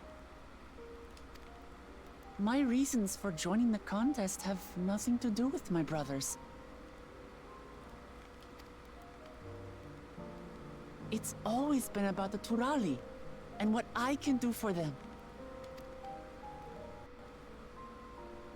You said it yourself. How important it is to properly know something. To hear the voices of others, empathize with how they feel, and think how best to serve. In so doing, you'll come ever closer to being the person you wish to be.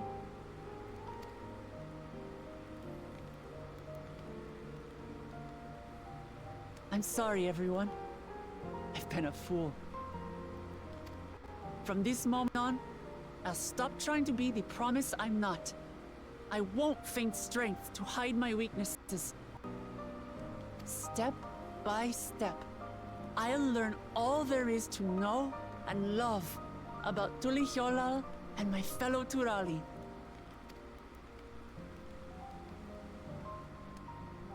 It might not be the smoothest path, but it'll be a path of my own making.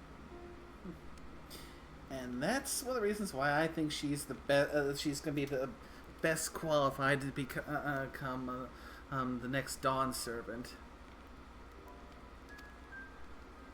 I will find the City of Gold for all of us, along with the answers you seek about your grandfather, Kryl.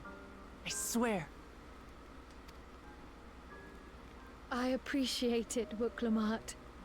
But you needn't take on that burden as well. Galuf Baldessian dedicated his life to protecting people from all manner of threats. As his granddaughter, I wouldn't wish to endanger others for the sake of a personal investigation. So let's just concentrate on winning the contest.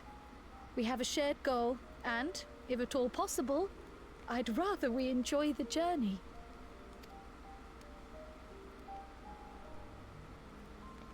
Hear, hear.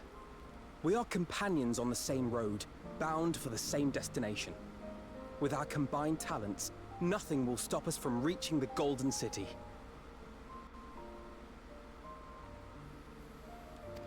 Thank you. Thank you all. I am proud to call you my friends.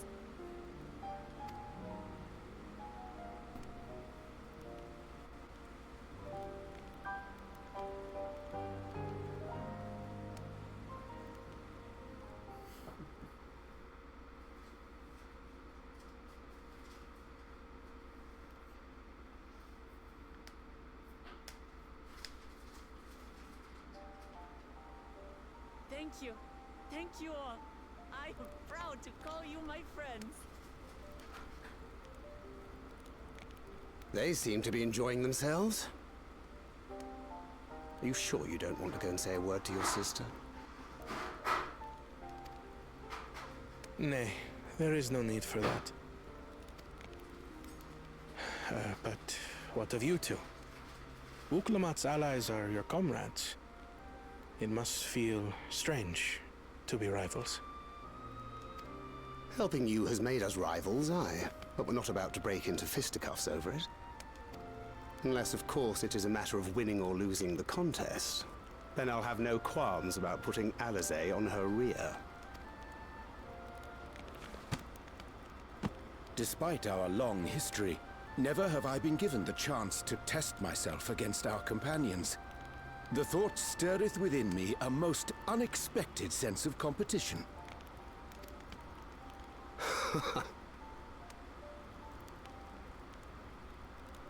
Lamachi has surrounded herself with distinguished figures indeed. One of the Studium's finest graduates, the head of the students of Bardessian. And then there's Eorzea's vaunted champion.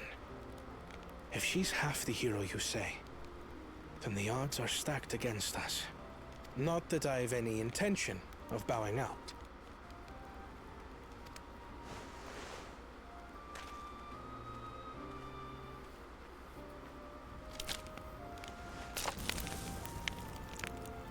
Our time in Urkelpacha only served to strengthen my resolve. We saw how a single storm cut off the alpaca roots and threw my people's lives into disarray. Such uncertainties are why I advocate for the adoption of Sharlayan innovations, that Tuli Yolal might know greater stability and prosperity.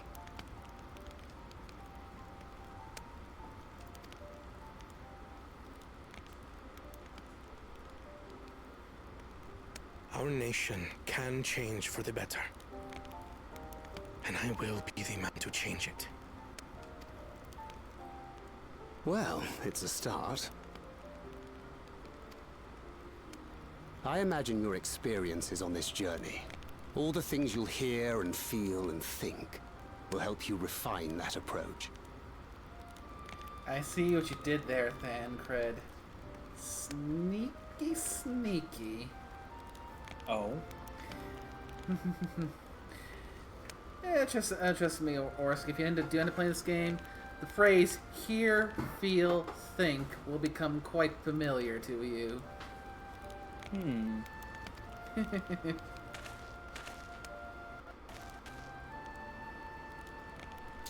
But to return to the subject of the rite, I'm a touch concerned by the condition for victory. The claimant who breaks the seal becomes Dawnservant, not the one who performed the 7 feats first. The would-be victor need only possess the 7 keystones. That is correct.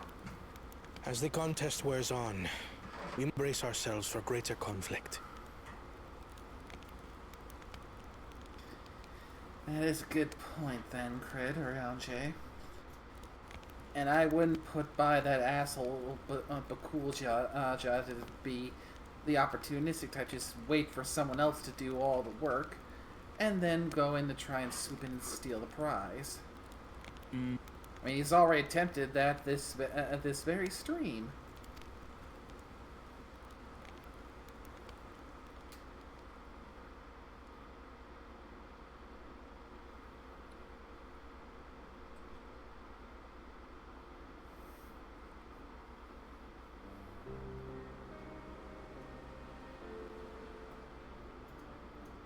Your rivals still lag behind.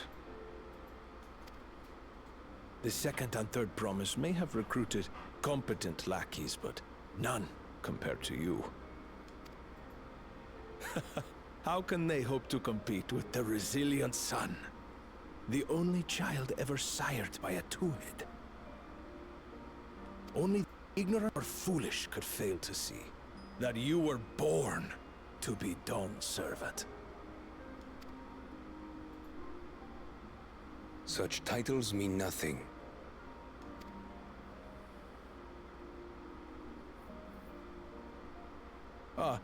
I neglected to mention. When I first heard the rumors that the contest involved the Golden City, I spoke in confidence with Gulul Jaja's inner circle. They all agreed on one thing.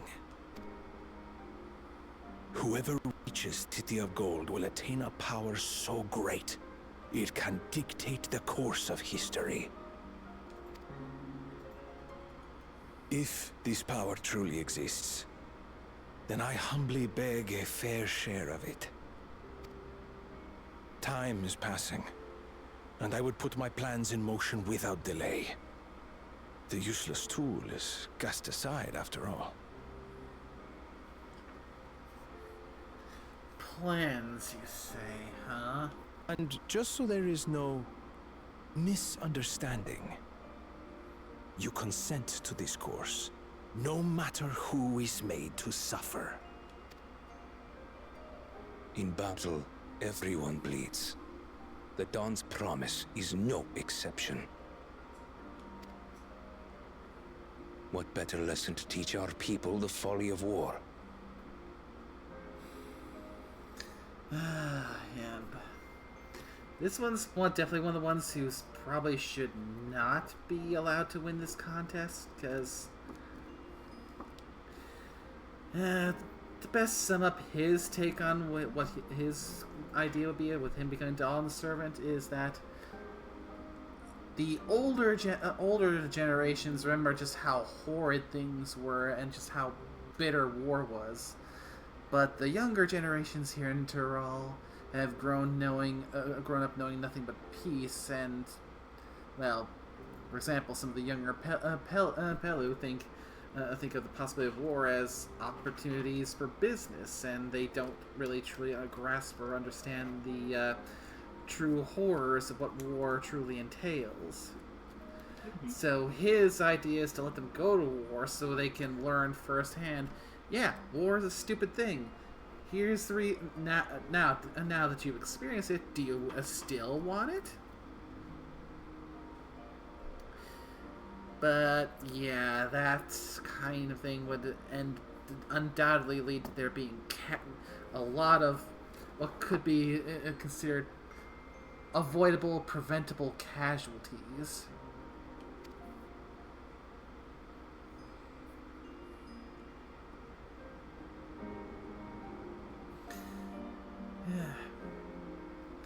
His heart might be somewhere in the right direction, just wanting his people to,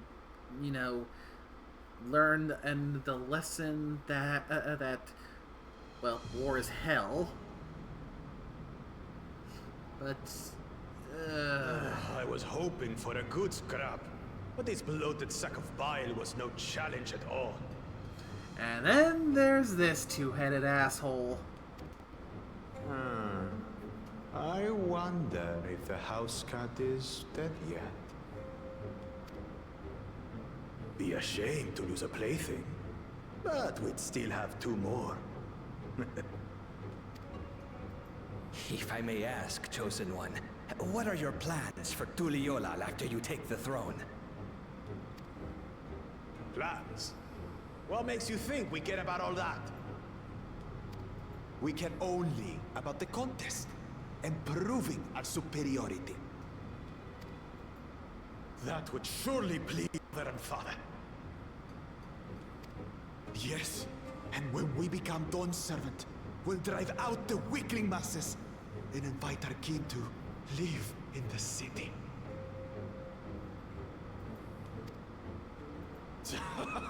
Fine idea! Our family deserves better than that rotten jungle. Back to it then. We must catch up to that one-headed pretender and remind him of the natural order. I made it. I thought we were missing someone. Where have you been? Oh, I feared I was done for when I fell from the boat. Yet somehow I made it. Oh, my arms, I can barely lift them. If I could just rest a moment. You expect us to wait for you? Those who can't keep up will be left behind. My brother has spoken. March, or be full of the beasts. But I followed the teachings! Everything I've done, everything I've sacrificed, all has been for the blessed seedlings. Wait. Don't leave me behind! I'm begging you!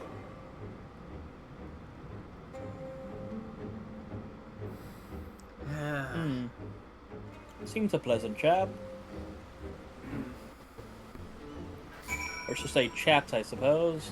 Yeah.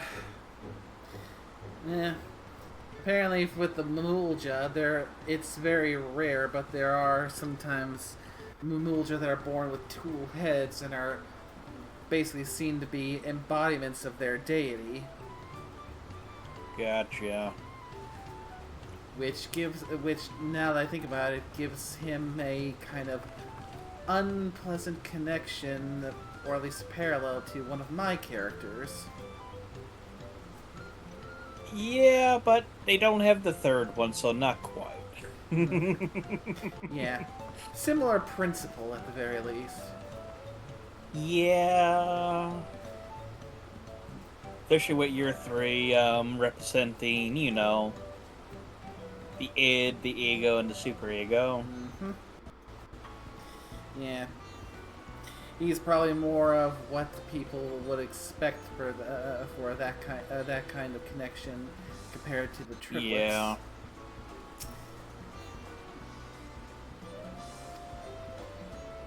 Definitely would fit better with the triplets, folks.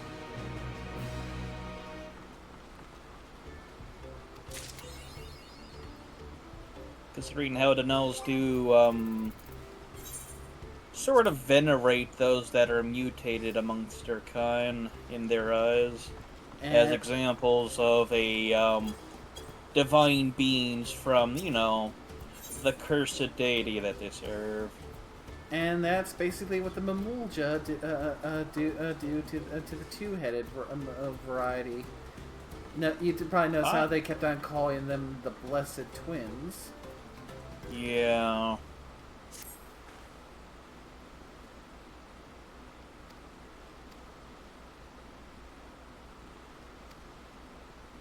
Yeah, the thing is, though, the triplets would have been venerated as such now, but the thing is, they actually have a moral compass. Yeah, that's because of their, well, I guess you could say their actual family, not their biological one. Oh, yes.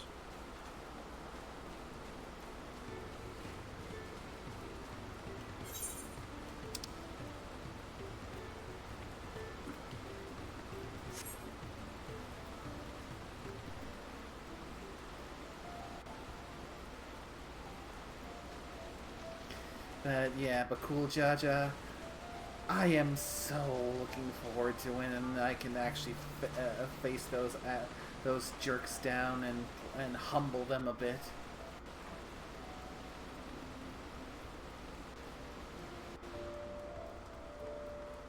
Indeed.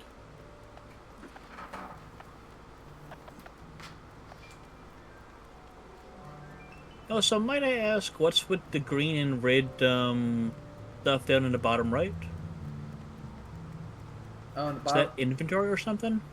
Oh yeah, that's basically the visual state of my inventory. Gotcha. So yeah, technically speaking, you could opt to turn that off by going and messing with the HUD layout.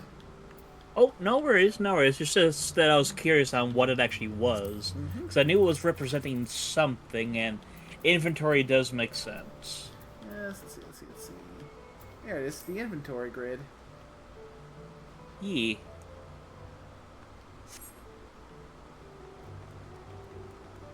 Yes, yeah, you got the slots there for all your equipment, and for all of the slots in your inventory. Nice. Oh god, that brings back bad memories of the inventory system and WoW. How you had to buy your own bags or make them yourself. Yeah, thankfully here, you don't need to do any of that. You have the 4 tabs of inventory right from the get-go. Aside from nice. Plus a dedicated tab for all the elemental crystal shards, which is mostly used in crafting.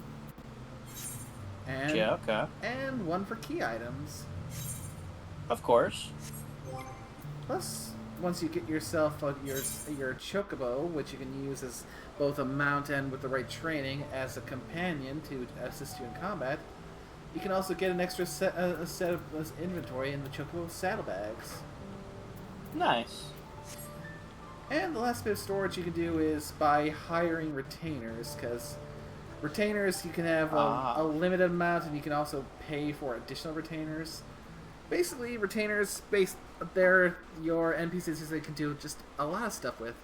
You can have them hold on to extra items you don't want to keep in your active inventory or your saddlebags. And they're the ones that you give items that you want to sell if you want to sell stuff on the market board. Okay.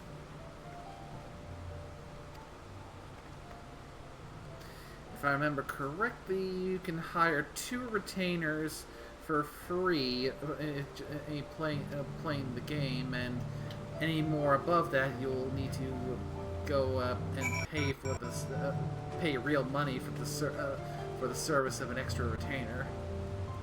Okay.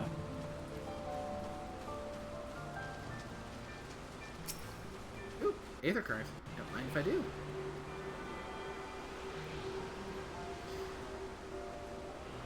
Yeah. Aether Currents are important because you need to attune to Aether Currents in order to unlock flying in the areas. Gotcha, okay. Yeah. In past expansions, you only need to attune to 4 Aether Currents, along with completing 5 quests that unlock an Aether Current attunement. It's only when you're on the most current expansion where you have to go the full thing, where you still need to do the 5 quests that unlock Aether Currents, but you have to attune to 10 currents throughout the map. Gotcha, okay. Once you get all the Aether Currents on the map and the attunements from the various quests, then you unlock flying, which is the fastest form of travel. Understandable.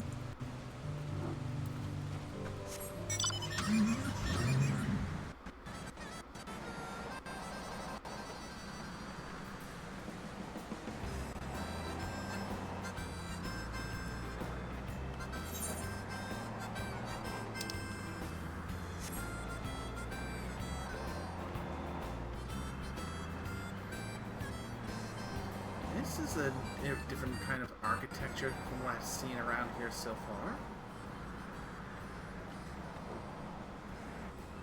Huh. Where's this first? Aetherite.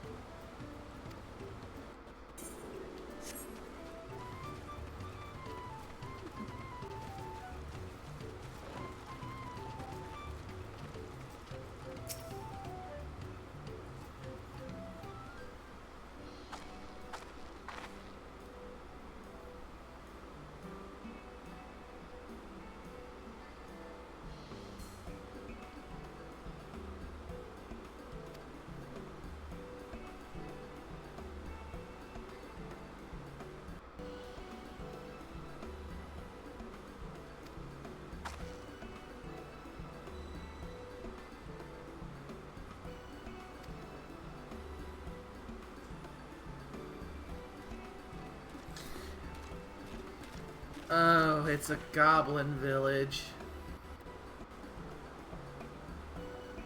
Or Moblin in this case, which I guess is another Tyrol branch species. Nice.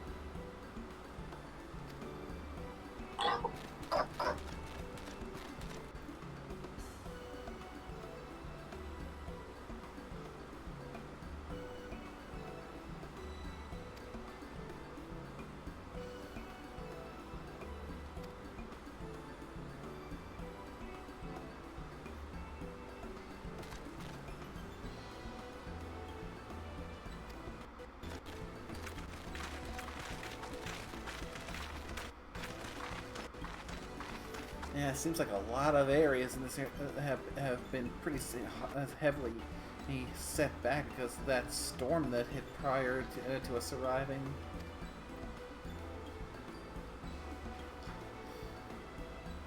I suppose this is set in one of those kind of tropical areas where they actually do have to worry about a monsoon season, so I suppose it is kind of true to life on that front.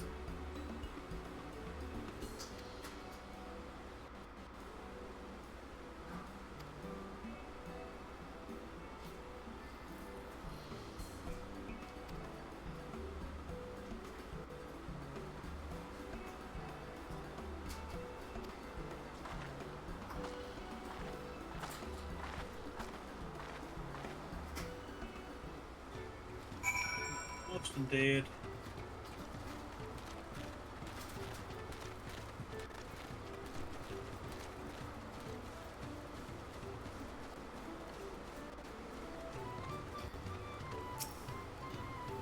I mean, I'd imagine most villages who live in a place like this are probably prepared more or less for these kinds of storms, which means that have this kind of effect on things. This must have been one doozy of a storm. I mean, just look at the Caribbean in our world. They're still ready for that shit, but it still goes through and devastates things like there's no tomorrow.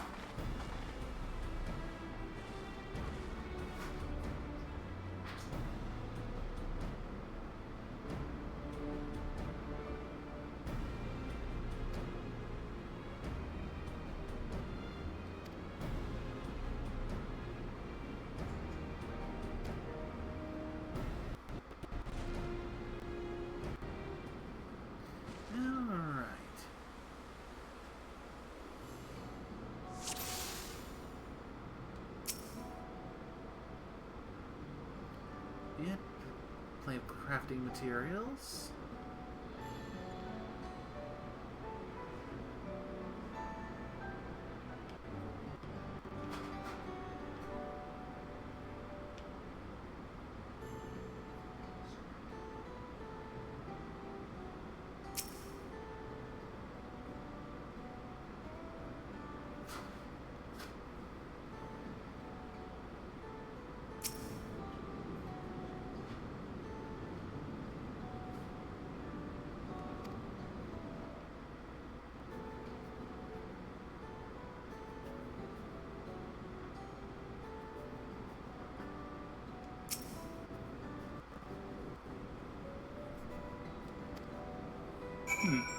BRB, gonna go check on the stove.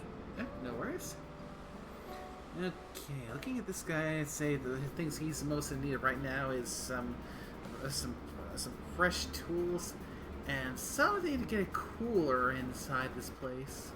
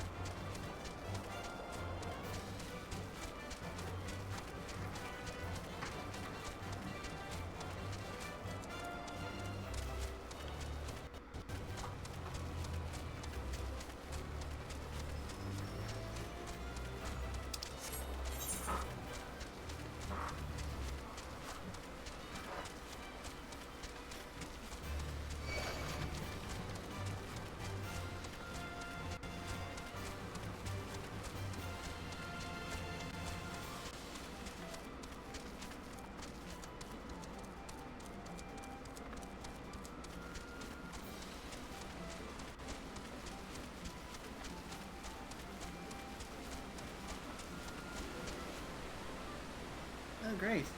To rally mortals.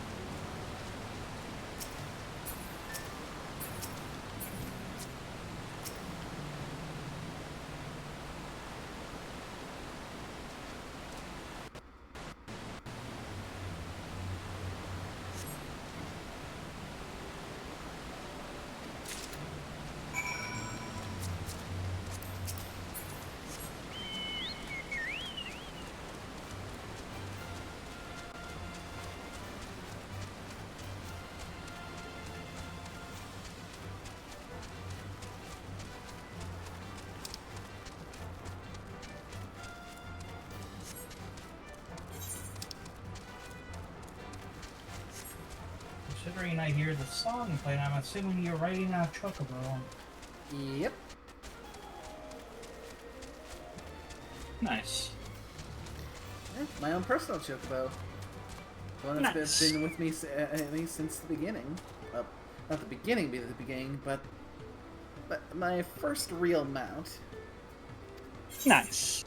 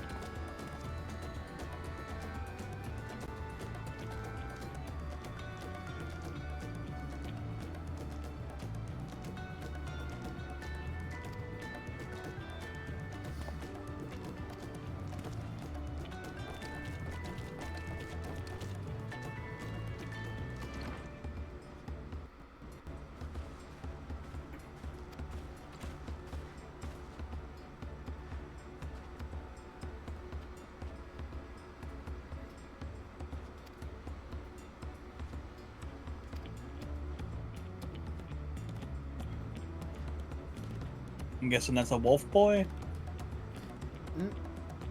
Cat boy. Oh! The green-haired one, right? Yeah, the one who just came in. Yep, cat boy. Oh! With the way the tail looked more dog-like. Yeah, he's a fine example of a male Mikote. Gotcha, okay.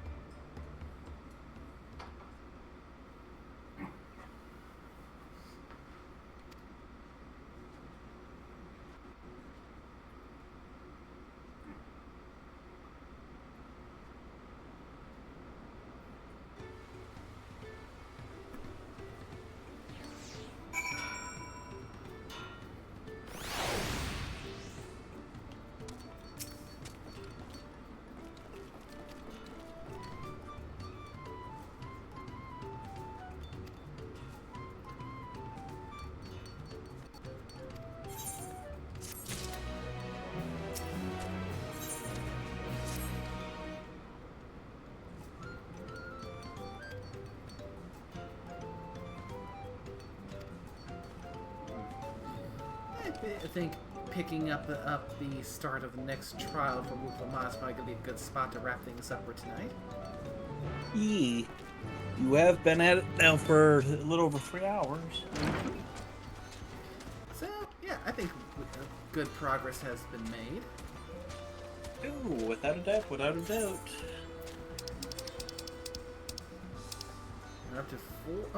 Now up to 4 spots to fast travel here in Kozamoka.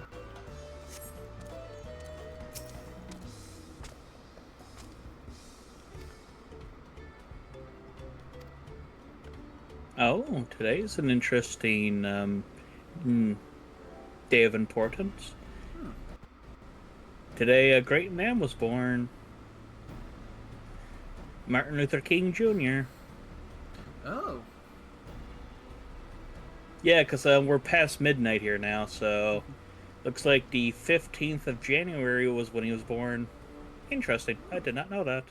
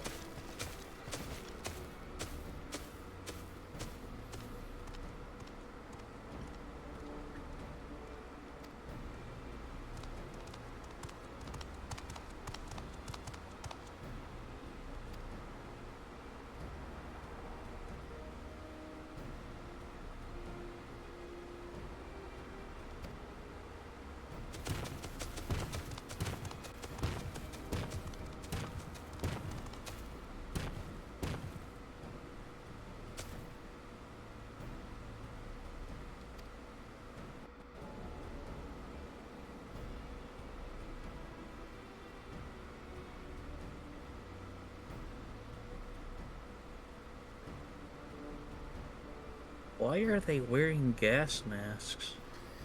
That is something that is a goblin thing here in the world of Final Fantasy XIV, and also true of goblins of Final Fantasy XI as well.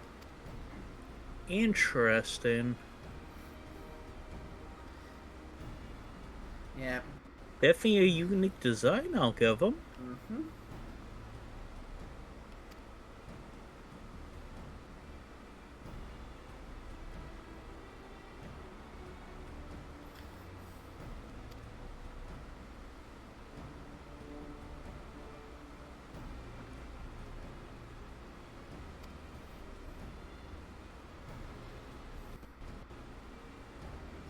So this trial is to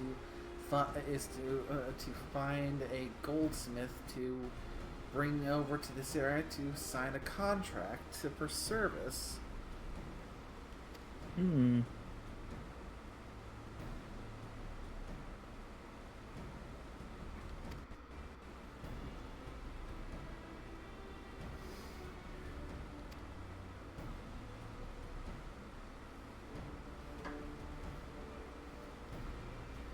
And of course, the aggressive blood child of the Dawn Servant only sees this as a means to an end. Yeah. Definitely missing the whole point of this whole trial. And I would not put it past the two-headed asshole to just kidnap someone and try to force them there under dubious bits of influence.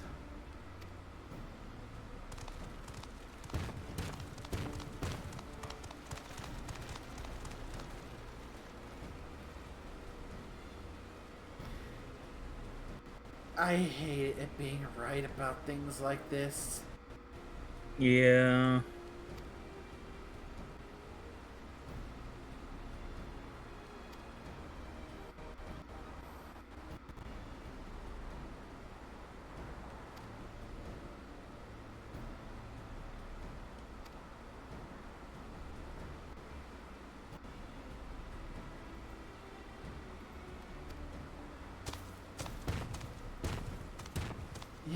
those assholes are definitely going to kidnap someone.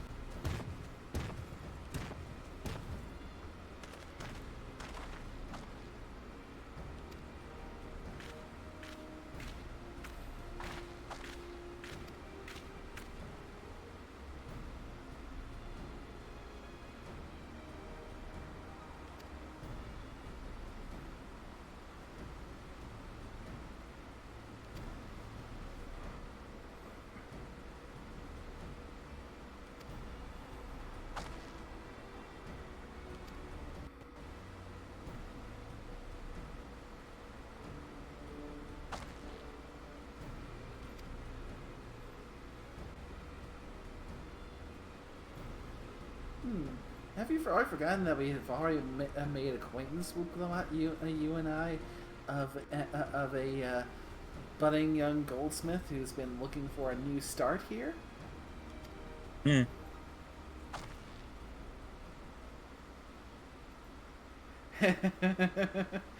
We might have to take the boat again. It's also fitting the kitty doesn't like water.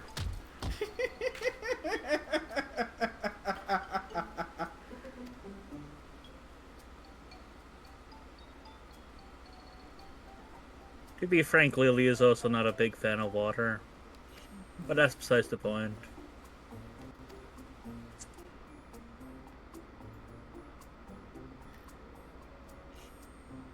You don't, Luke Lamont, you getting really, really sick on boats is not really much of a confession. We've seen the evidence twice now.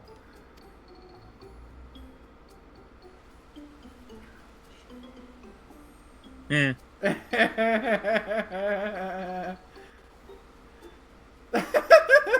Yeah.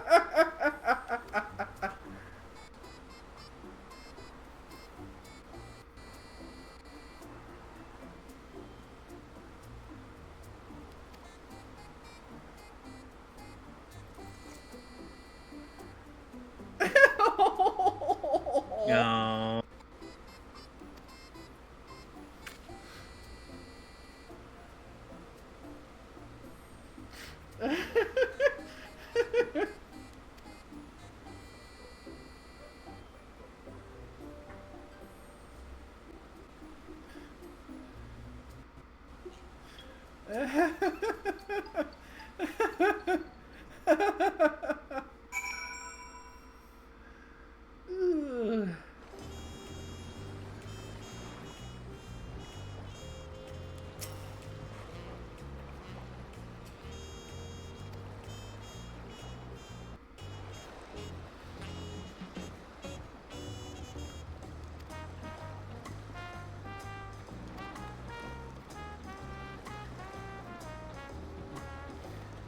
Okay, I think we can give her about a week to recover from the seasickness.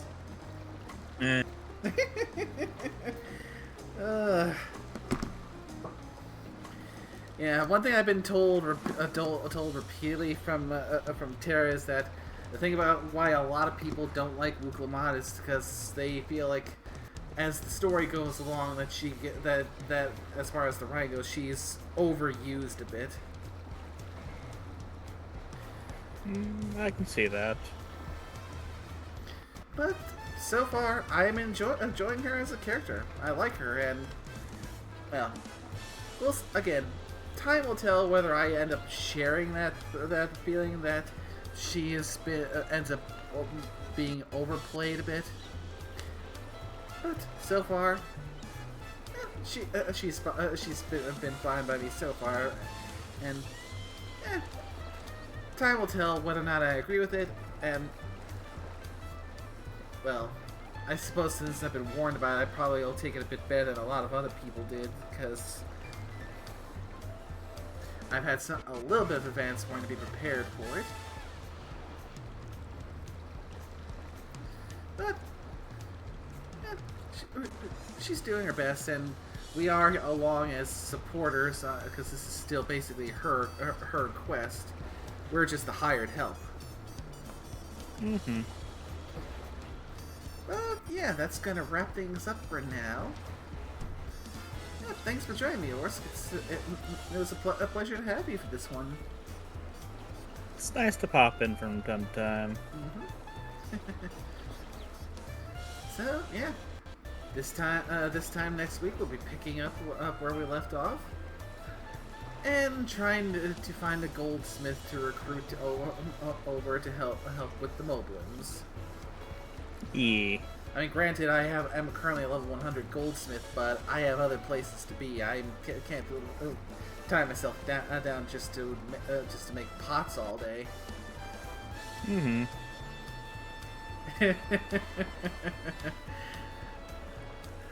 Sorry, I'm just thinking of a certain blacksmith who spends a lot of time trying to work on kettles, but has had a lot of hand helping me craft some very epic weapons. Nice. But they need a goldsmith, so they need someone who's well, a goldsmith is the equivalent that you'd call that crafting job would be a jeweler in other kinds of games. Makes sense. So you need someone who's good at fine details, not a blacksmith who spends way too much time getting himself in debt with a very notoriously ruthless business lady, accruing his debt with how much liquor he likes to drink. Nice. Yeah. Again, if you ever do end up picking this up at some point and try your hand at the artifact weapons, which are basically some of the strongest weapons you can get in an expansion, but they take a lot of work generally to invest in them to get them to that high strength level. But you'll end up getting relatively familiar with a man named Geralt. Nice. But for now, that's going to be it for tonight. Thanks again to everyone who came by to watch. Hope you all had a wonderful time, and until the next one, take care then. Bye-bye. Bye-bye.